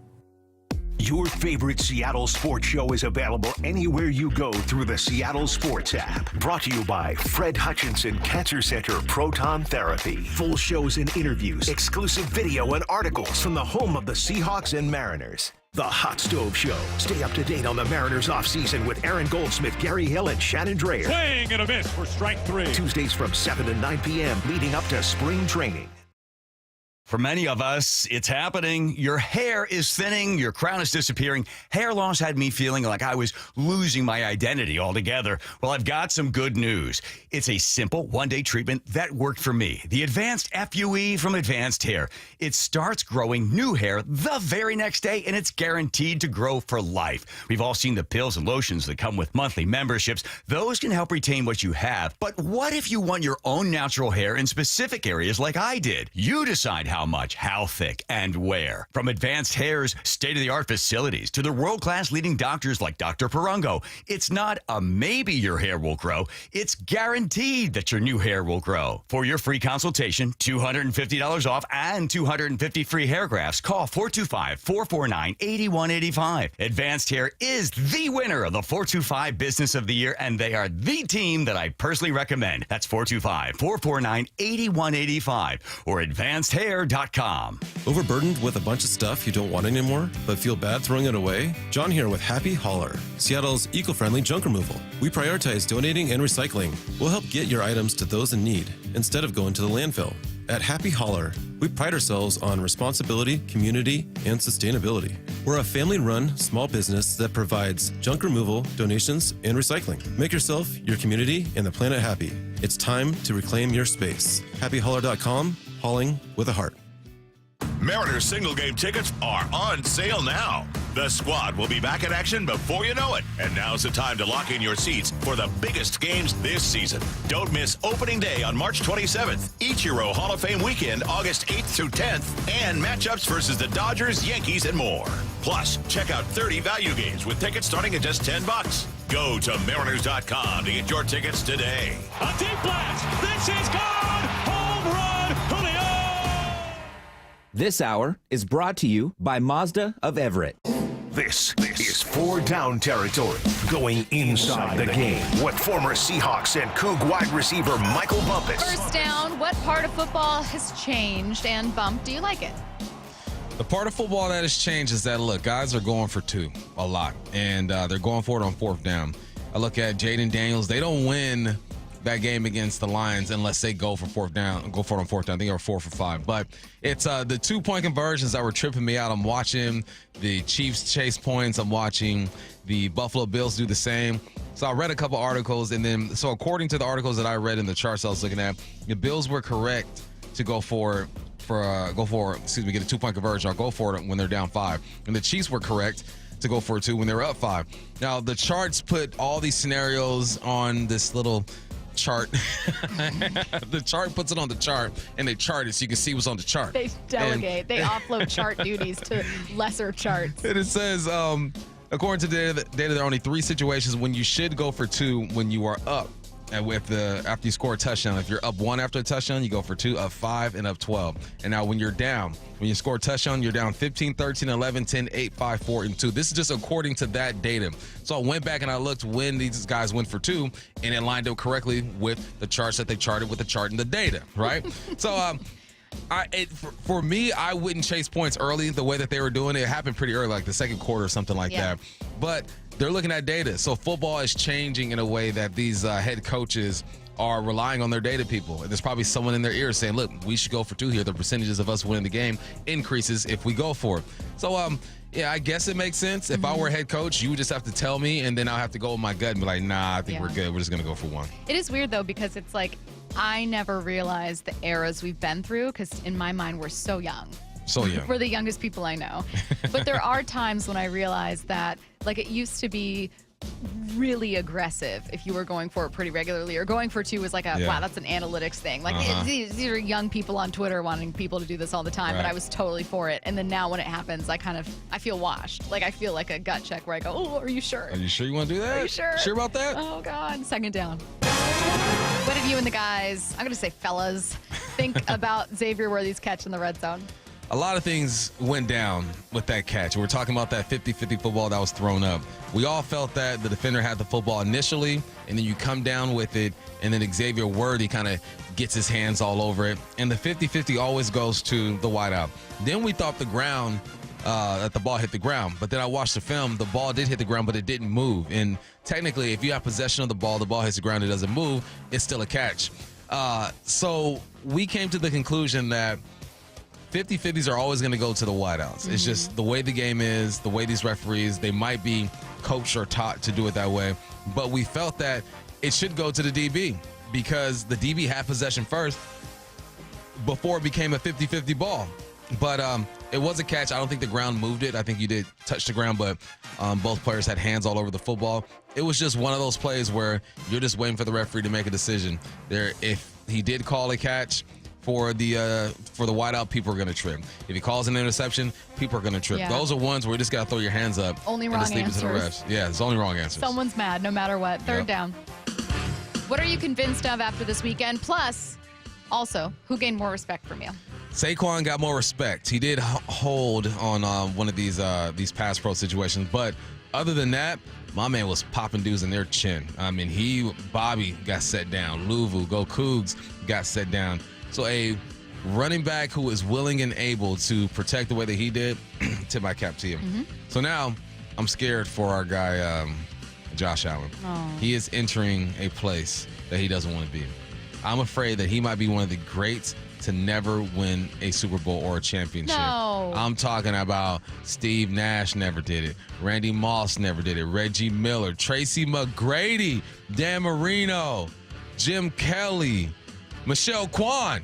Michelle Kwan never won a championship. That doesn't feel right. What's going on, Michelle? She was nice back in the day. That one Allen and Randy to Iverson. me don't check out. Right? Like, It doesn't. Michelle was like the standard. I just thought she had hella gold medals, Right? but I guess she never got it done. You were on cereal boxes, I thought. Exactly. Patrick Ewing. I mean, the list goes on, man, and it's unfortunate because there are some greats. Barry Bonds, Elgin Baylor, Charles Barkley. And Charles Baker. And Charles Baker. That's his cousin. Yeah, it's looking that way for Josh Allen, man. I know he's young, got a lot of time left. What is he, 28 years old? Yeah. I guess Pat Mahomes isn't going to win every single year, but you have to go through him, and it's not looking too hot for our guy, man. I hope he doesn't join this list. Fourth down. What should the NFC be wary of? That man, Jaden Daniels, he has to prove this, right? He's got to prove that he can come back next year and put together a good season and lead his team to the playoffs. But, Stacy, I'm looking at the NFC, and I'm thinking about the great quarterbacks that are in the AFC. You got Josh Allen, Lamar, Pat, Joe. I even throw C.J. Stroud in there. Like, the big dogs are in the AFC. Ain't nobody really down here in the NFC, man. I mean, there's some good quarterbacks. I think Jared Goff's a good quarterback.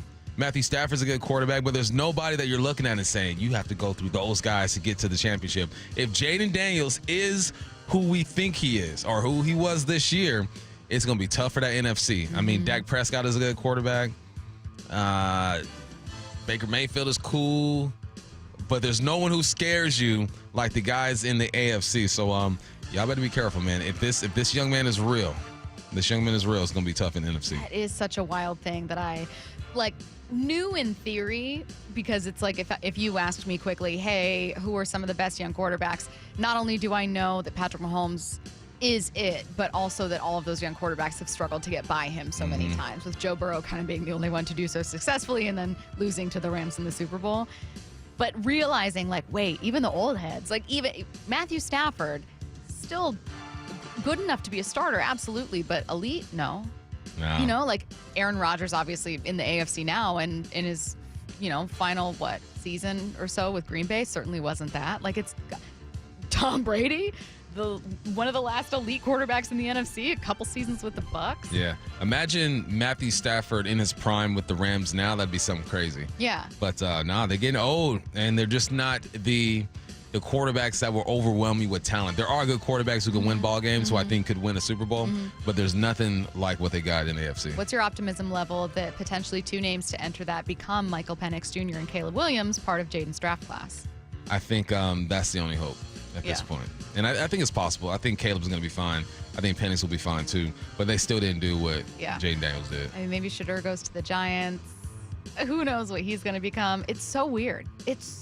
Lots of the story for so many NFC teams was second stint, third stint, fourth stint, trades, older quarterbacks, comeback kids. Really cool stories, but none of them are best ever MVP. No. That's all in the other conference. Other conference. Let's see what's on tonight. What's on tonight with Bump and Stacy, brought to you by Caesars Sportsbook at Muckleshoot. Now, here's what's on tonight. The Kraken take on the Oilers in Edmonton tonight. Puck drop is at 6:30 p.m. on Kong and Amazon Prime. Coming up at 1:40, it's Cougs head coach Jimmy Rogers joining the show. That means Know What I Need to Know. Wow. Accidental bars. First, though, we're going to take a look at the recent hire of Clint Kubiak as your OC, everything we learned about him last week. Ichiro is headed to Cooperstown. The unbelievable has happened! Celebrating the career of Ichiro Suzuki. I may joke around, but I really think it's great that we get a chance to play together. I agree. I'm here to tell you that Ichiro threw something out of Star Wars down there. He had the most unbelievable ability to put the bat on the ball. And a ground ball back up the middle, and there it is. He's a new all-time hit king. Join Seattle Sports in congratulating Ichiro Suzuki on a Hall of Fame career with your Seattle Mariners. Where can you kick off the new year with big savings on gig speed? Only with Xfinity, now through January 30th. Get gig internet at home for $25 a month for 1 year when you add an unlimited mobile line, which connects you to gig speed Wi-Fi on the road. Act fast today and save more than $650 over AT&T and Verizon in your first year. Plus, hurry and take advantage because right now you can also get a free 5G phone with trade-in. So save big and stay connected to what you love with fast gig speed internet and mobile. From home to hotspots, this new year, it's all about gig speeds and big savings. Don't wait and get gig speed internet. Spend less green and switch to Xfinity. Go to Xfinity.com/gig savings to learn more. Requires paperless billing and autopay with stored bank account. Restrictions apply. Equipment, taxes, and fees extra. $40 internet discount applied to mobile bill. After promo, regular rates apply. Actual speeds vary. Savings compared to Verizon Fiber Gig Plus 1 Unlimited Welcome Line and AT&T Fiber Gig Plus 1 Unlimited Starter Line. Xfinity internet required. Reduced speeds after 30 gigabits of usage per line. Data thresholds and actual savings vary. Bull riding, the perfect fusion of strength, skill, and pure willpower. PBR bucks into Angel of the Winds Arena in Everett Friday, February 14th and Saturday, February 15th. Tickets available at Ticketmaster. You never get a second chance to make a first impression. Superior Linen Service will help your company with logoed apparel, uniforms, floor mats, linen, and more. Give us a call. We answer the phone. Superior Linen Service. It's what we do. Visit suplinen.com. Jackson Hewitt makes taxes feel like a yacht rock song. April breeze, give me my biggest tax refund, please. You, me, and a lifetime accuracy guarantee. And now get $100 just to try Jackson Hewitt. Does your tax person do that? Say goodbye to that no guarantee tax guy. Ready to sail through tax season? Go to Jackson Hewitt and you'll be limited time offer for new clients. Participating locations only. Terms at jacksonhewitt.com. Lowe's knows how to help make your Super Bowl 59 party a touchdown. Let us help you prep your home to host with top brands like Charbroil, Blackstone, and LG, so you can be the MVP of game day. Plus, use the Lowe's app to find what you need for a seamless shopping run. Or huddle up with our Lowe's Red Vest associates to help make all your game time hosting decisions. Hey, let's throw a party this year for the big game. Oh, great idea. But first, we should get a new TV. One of the top-rated brands, Samsung, LG, or Sony. Okay, I'll start shopping on the internet and then head over to the Warehouse Club. Well, but if that's all we do, we'll be sorry. Why? Because the best deals on those top-rated TVs are at video only, not online or at the club. Video only? Yep. We can save up to $500 if we shop smart. Or we'll be sorry. This is Chris Davis with the Davis Law Group. Did you know that a pedestrian does not have to be crossing the street on a marked crosswalk to have a successful legal claim against the driver? Pedestrians can even be partially at fault for a collision and still have a valuable claim. Call us today for a free consultation or get my free book on pedestrian accident law at WashingtonAccidentBooks.com. That's Davis Law Group, better service and even better results. For Down Territory, going inside the game with Michael Bumpus. I like this. More quarterbacks should start doing this. Every day at 11:15 and 1:15 on Bump and Stacy. In between storms, have Asset Roofing inspect your roof just to make sure everything is okay up there. It's Bob Stelton here for Asset Roofing. It's a quick appointment that will most likely give you peace of mind and save you thousands of dollars later. Remember, you're either hiring a liability or you're hiring an asset. Head to AssetRoofingCo.com. That's AssetRoofingCo.com. Certified work that's never in doubt. Asset Roofing, excellence is on the house. Hey, do you like spending extra money? Who doesn't, right? No, nobody does, and especially when it's on something like your utility bills, right? If those are noticeably higher in the winter or your home feels drafty, it could be because your attic and crawl space aren't properly insulated. It's Mike Salk here, and utility companies have special incentives to help with the cost of having your home properly insulated, including a once-in-a-lifetime rebate from Puget Sound Energy. So if you're a PSC customer and your home was built before 1990, you may qualify to receive a rebate on up to 95% of the cost to properly insulate your crawl space and attic. Yeah, they'll cover up to 95% of the cost. So don't wait. Take advantage of an incredible rebate today. Call Crawl Pros and learn what's going on behind that crawl space and attic hatch for free, and also what energy rebates you're eligible for. These guys are great. Did an awesome job at my house. So if you're worried about critters, mold, water damage, insulation issues, or anything else related to your crawl space or attic, schedule a free corner-to-corner inspection at crawlpros.com. To some, the sound of a baby babbling doesn't mean much, but that's not true. They're testing out vowels and consonants and trying different sounds. And by 12 months, their babbling is beginning to take on meaning, especially if there's no babbling at all.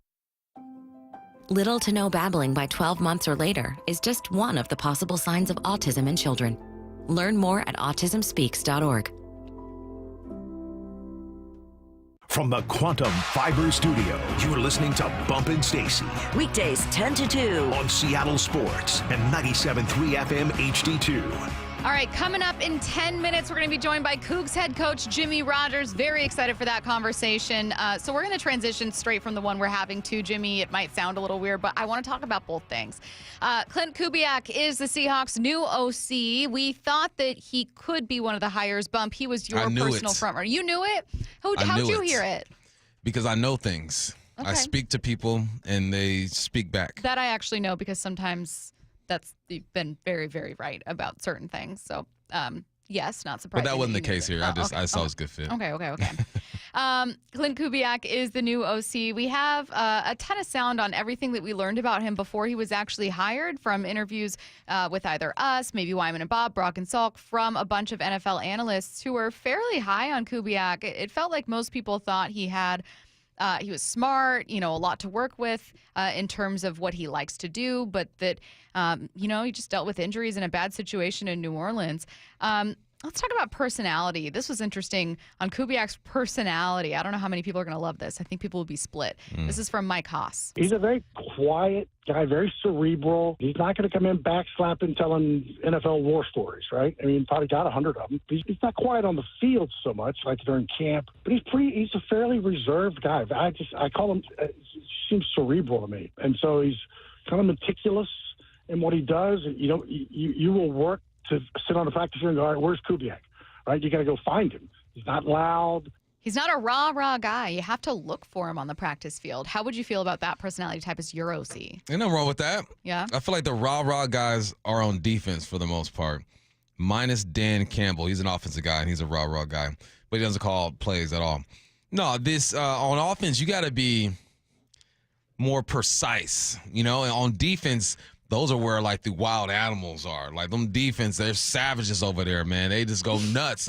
The nature of their job is just to be that way. As far as on offense, we're like the Air Force. You know what I mean? It's just precision and all that stuff. Like, defense, them troops. They got boots in the dirt. Yeah. So no, I don't mind that at all. I think that it fits him being an offensive guy and having that type of demeanor. I also liked this from Mike Haas. Clint will tell you, and what Derek Carr will say, is that the beauty of this offense, when you're running it correctly, in the quarterback's first 4 or 5 steps, the defense won't know run or pass. If you're doing it well, that's the goal, run or pass.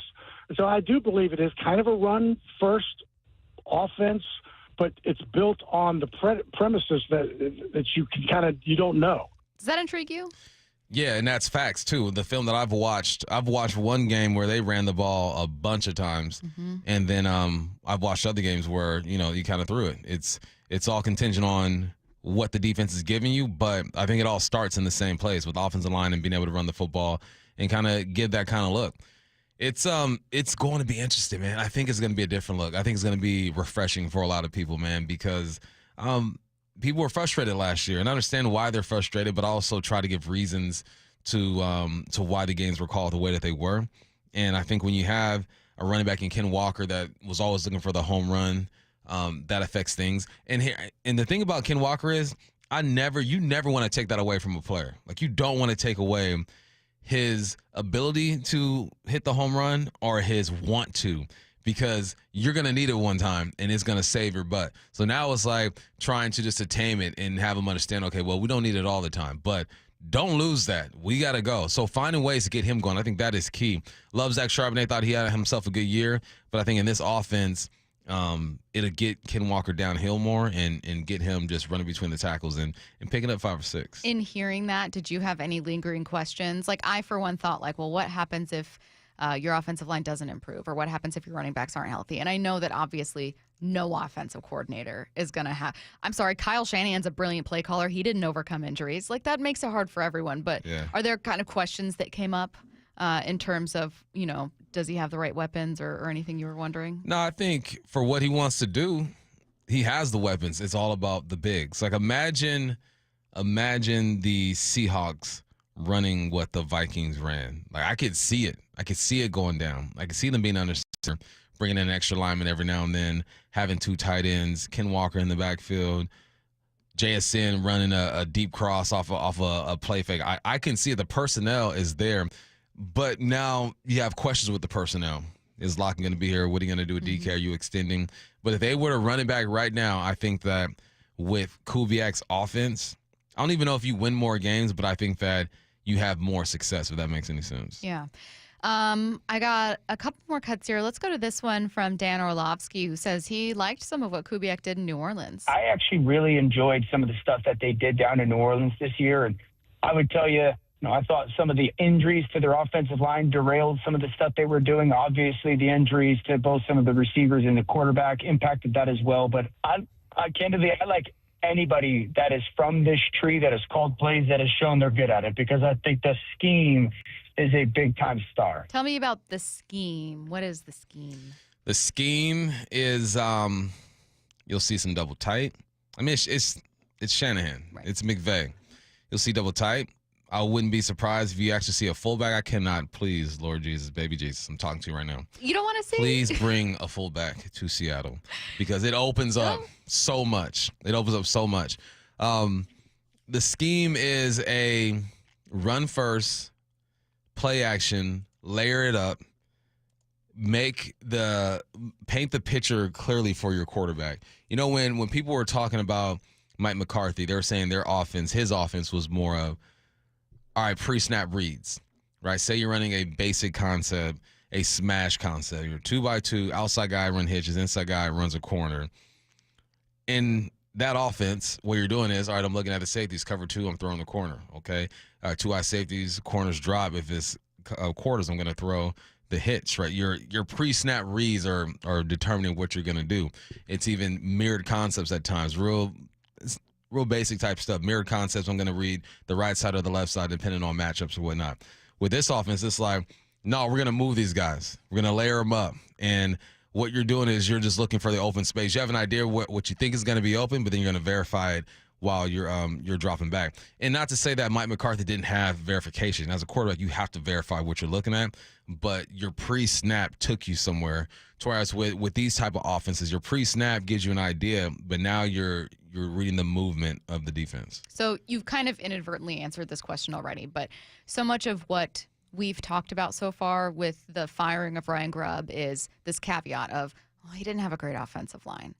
However, is there a strength that Kubiak brings that just does make this offense more intriguing to you, regardless of that offensive line? Like, taking that analysis out of it, is there a complexity, maybe like a promise or a potential that you think, like, this is just a more interesting offense to me? Not just moving the pocket. That's what the wide zone that you hear about with Kubiak. Yeah. You get linemen moving east-west while they're getting north-south, if that makes sense. You're moving the pocket with your boots or whatnot, your half rolls, like you're rolling to the right, like you're going that way, you're tossing it back the other way, you're pulling a lineman that way. It's just there are more things for the defense to believe in, and that's what you want as an offense, is to make this defense believe in something that's not really there. So that's how I would describe it. The main thing I'm looking forward to is just fullback, please, baby Jesus, and moving the pocket. Patrick in Tacoma is correcting you. He said, Bump, we have a fullback. Yeah. His name is Byron Murphy. I know. So we drafted a fullback at number, 17 last year? 16. Overall with Byron Murphy, duh. Hello. No, I'm really intrigued to see it. And I get that we do this thing of wanting to build up a team that looks exactly like the one that won a Super Bowl here. And I think that with a defensive coordinator as your head coach, you're going to have a strength of defense. Like, that's where his passion is and everything. I would love to see an evolving offense here. Yep. I don't think you can do this. We're going to out tough everyone else. Like, I think you do need innovation somewhere, and you are going to need to outsmart people sometimes. Yeah, like there aren't any. The only bullies on the block I see right now is Philadelphia. Right. They're the only team that seems like, look, we're just going to bully you at the line of scrimmage. And they can. Yeah. Everyone else is, all right, well, we're going to take our shots, right? We'll take our swings, our haymakers, but for the most part, man, we're dancing around the ring and just trying to get you to bite on stuff. Yeah, I don't know. Maybe it'll take getting a new quarterback here to, not that Gino isn't perfectly capable, but I think, people are curious about whether a younger, more mobile guy, like, kind of with an eye to the future for certain pieces. But I don't know, man. It may not have been the envy of every single job, to come here as OC, but it's certainly far from the worst place. You have some pieces to work with. Yeah. And if you get that offensive line, adding talent to it, like you said, bring in a fullback, kind of diversify your offense a bit. I'm really curious. I would love to see something really evolve on that side of the ball, because it was so disappointing for me last year. They brought back so many of the same pieces, and so in my mind, the floor was where they were last year. The floor was, oh, you're average. Let's see if you can be better. Yeah, right. At least let's run it back in that sense. But either way you put it, you got to help. But this offseason is going to be crucial. And who's your offensive line guy going to be? Because he has to be a real teacher. That's why I was excited about Hank, because I'm like, all right, you roll the dice and he's never called plays before. At least you know your offensive line is going to be on point. And that's a great place to start with that O-line. Would you anticipate Scott Huff follows Grubb? Because, he followed Grubb here. Would you anticipate he follows Grubb to Grubb's next location? Possibly. I think Grubb, man, he's still getting paid. He can take a year off and just relax. Take the Cliff Kingsbury approach. He traveled. He went and saw the world. Where'd he go? Thailand? I forget. He took a whole year off and traveled, and then came back and talked about just how good it was to just take a breather and just see the world differently and just kind of separate yourself from this thing that was your entire life. And look at him now. Look at him. Thriving. Home. He's at home because the Commanders are done in the playoffs, but he went so far. And he got himself in the the head coach talks again, He sure did. Let's see. Got a couple questions in here. Someone said, I asked whether it would be an issue if, for you as a player, your OC wasn't a rah-rah guy, and you said, no, it's, I don't really expect that from an OC. Joe in Bellevue says Andy Reid's not a rah-rah guy. Not at all. Andy Reid isn't. Kevin O'Connell isn't. Kyle Shanahan isn't. McVay might be. No, most of those guys, because with offense, it's not emotion driven. And I'm not saying defense is, so you got to be on point with your keys, your reads, and all that good stuff. But there's so much emotion, like raw emotion, when it comes to playing defense. On offense, it's precision, it's precise. Let's see. I've got one more cut here to get to. I've got the sales pitch on Kubiak coming in here as OC from Daniel Jeremiah. But let's go to Brian Baldinger again. This was before Clint Kubiak was hired, what Brian had to say. I think Clint Kubiak is a good coach. Things fell apart in Seattle, in New Orleans last year, all the way around. But, they started the season off as the hottest offense in football. Now, it fell apart pretty quickly. But I feel like Clint Kubiak and that Shanahan tree, Gary Kubiak, Clint, his son, Like, I feel like that tree of, stretch runs, play action passes off it. I feel like you can add power to it. I think there's some flexibility in the run game there. But I feel like that's a good-looking symphony when it's working well together. Okay, I don't mean to be a negative Nelly, but I do have a real question. Mm-hmm. Is it fair? This is not the only person I've heard say, like, look at those first couple weeks. There were 2 weeks when New Orleans was, like, the best offense in football, and that was it. Then they got hurt. They suffered an injury in week 3, and then they played the Eagles. I don't know if anyone expected them to win, but then they kind of fell off. It also, just as it feels unfair to grade Kubiak based on the injured version of his offense, it also feels unrealistic to think that the first 2 weeks are exactly what to expect from a Kubiak offense. No, that's tough. I think you have to go I'm like beyond, somewhere in the middle. Yeah, you got to go beyond that. And it's easy to be to not be excited about the pick. I understand. They barely lost to Philly early in the league, early in the year, 15-12. But you have to go beyond the numbers, and you have to know what you're looking at and what you're looking for.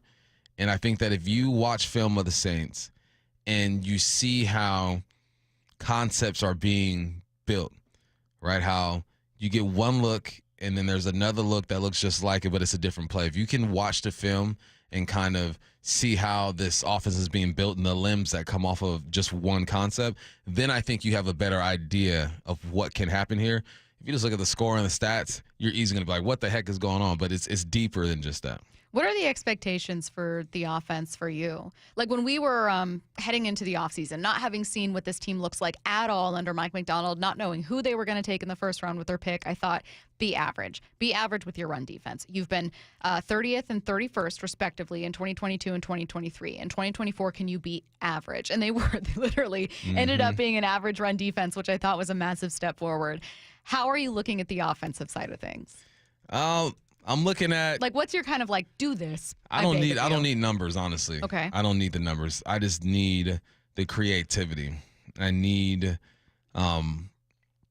Geno to not have to stand back there and throw the ball 600 times and win the ball game on his own. When I was on, obviously, it's a team sport, right? You got guys contributing, but I just need creativity, man. I need to see connection. I need to see the run game pop. I need to see a commitment to the run game. Not necessarily mean 50-50 run to pass, but a commitment. Like, we are a run-first type of team. I need to see receivers butt naked, wide open, because you got everybody going right and that receiver's going left, and it's an easy throw. Like, I need things to look just more fluid, and I need everything to connect. Yeah, I think I am looking primarily at maybe not carries for the sake of carries, but I think if there's one thing, and you pointed it out so many times, and credit to you for calling this before we even got to the conference championship round, just the importance of the run, the resurgence of the run, particularly when it comes to quarterbacks.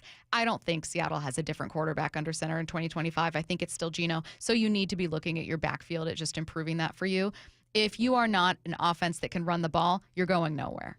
I don't see them adding those 2 wins that they need to probably take their division or become a real contender if they don't improve the run. So I don't know if it's just carries. I don't know if it's a healthier offensive line. I don't know if it's Zach Charbonnet emerging and more faith in him earlier. I have no idea what that looks like. It's above my pay grade.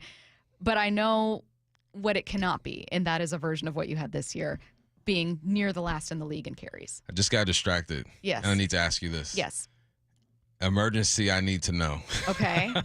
Okay. He goes, or she goes, I just want to see something. Stacy, do you shake the gas pump when you're finished pumping gas? I bet Bump and Curtis do. I do. Curtis, do you shake it? Of course. Stacy, do you shake it? No.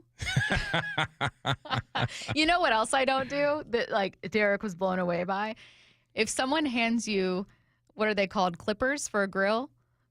Oh. Tongs. If someone hands you tongs, what do you do? You got to click it twice. Have you ever seen that video? I don't know if you showed it to me or if Derek did. There's a video of this guy, and he's giving his girlfriend the guy test. Yep.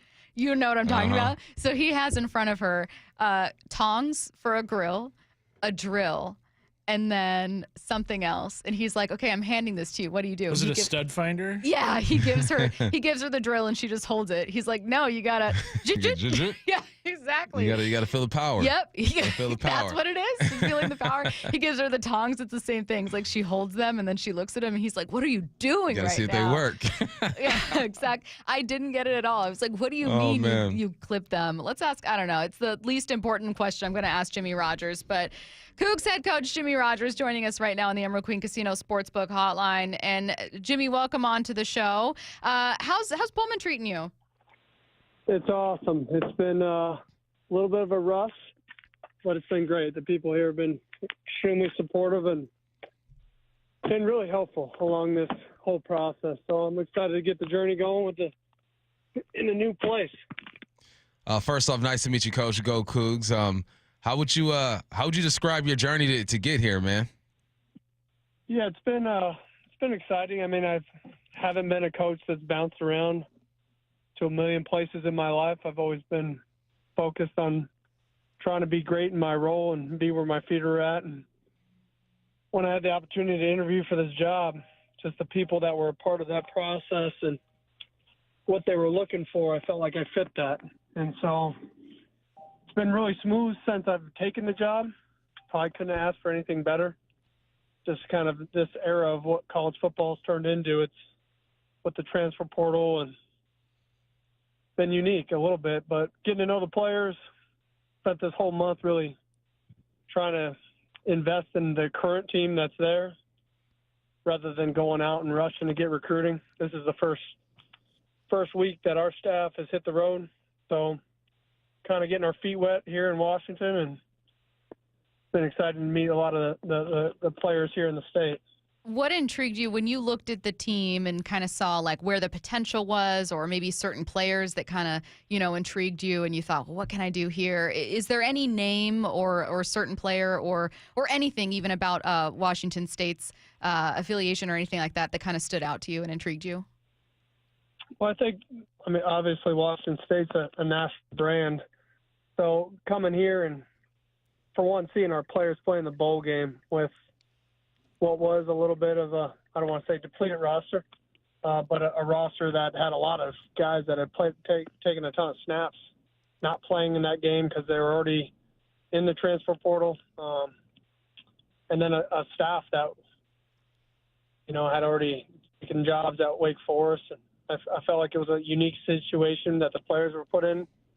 And then for them to come out and play the way they did, I mean, that was inspiring to me to watch, the heart on the field that was on display. So in watching that game, I felt really good about just the overall culture, because it's easy to maybe back down to a challenge like that or not play with the right type of energy and aspirations. And I felt like the team was really locked into giving each other their best and finishing the season outright. It didn't end that way. But you could see the heart on the field, and that was inspiring. But as far as the players, I felt good about the O-line taking this job. They returned many players, and in speaking to some of the current staff that was already in place, like they felt like the O-line was strong and the youth was strong. And then obviously Zevi had the experience in which he has had. He just may not have always gotten the opportunity. I felt good with the future quarterback returning and what that could look like. But there's a lot of talent on this team. There's a lot of youth on this team. And so I look forward to building this roster and what it could become. Hey, Coach, how many coaches are you bringing over with you? And what do you want this program to be? Every coach has like their idea, and we're going to be this type of team, this type of team. Like, your initial thoughts on the program you want to build? Yeah, well, we brought it pretty much every single coach from our staff. One of our offensive line coach, who was our offensive coordinator at my last stop, along the way, he accepted a Power 4 job at Northwestern. So he was the only one that's not coming over. But adding Mike Upati to the staff and Everett Thompson and Nick Alamola, I felt like those guys could add a certain type of dynamic for one, our offense with the two, one as a wide receiver and one as O-line, obviously, and then the D-line coach. I've known, Coach Everett for years, and I've tried to hire him numerous times at South Dakota State, and he was committed to his last place. But, yeah, as far as what I want to look like, I would say one that plays together, one that's extremely tough. Every time that you play us, I want people to know who they're playing, and when they get done, say, I don't want to play them anymore. And that's a certain level of physicality, but it also comes down to playing together and playing for each other. And I think that's easier said than done. It takes a lot of work going into that. But it starts with, loving each other and being committed to one another. But, yeah, fast, physical, and a certain level of toughness that's on display every weekend is important to me. Hey, Coach, last one for me, and just a quick one. If I were to reach out to former players of yours and ask them, hey, give me one word to describe Jimmy Rogers, what's a word you would hope that they would use? Intense, passionate. Just kind of who I am. I love the players in which I get to coach, but I am, I coach them tough, and I'm honest with them, and I hold them accountable. And I feel like I've been able to do that every step of the way, is live up to the words that I say that are important to me, and then put it on showcase by how I act. So, yeah, I would say tough, intense, probably passionate. All right. Well, I'm sure it's been a whirlwind, but congratulations, Coach. This is going to be a really exciting season, and we're so happy to have you join us and just ask you a bit about who you are and your program, and we really appreciate the time. Thanks, Coach. Go Cougs. Awesome. Thank you. Go Cougs.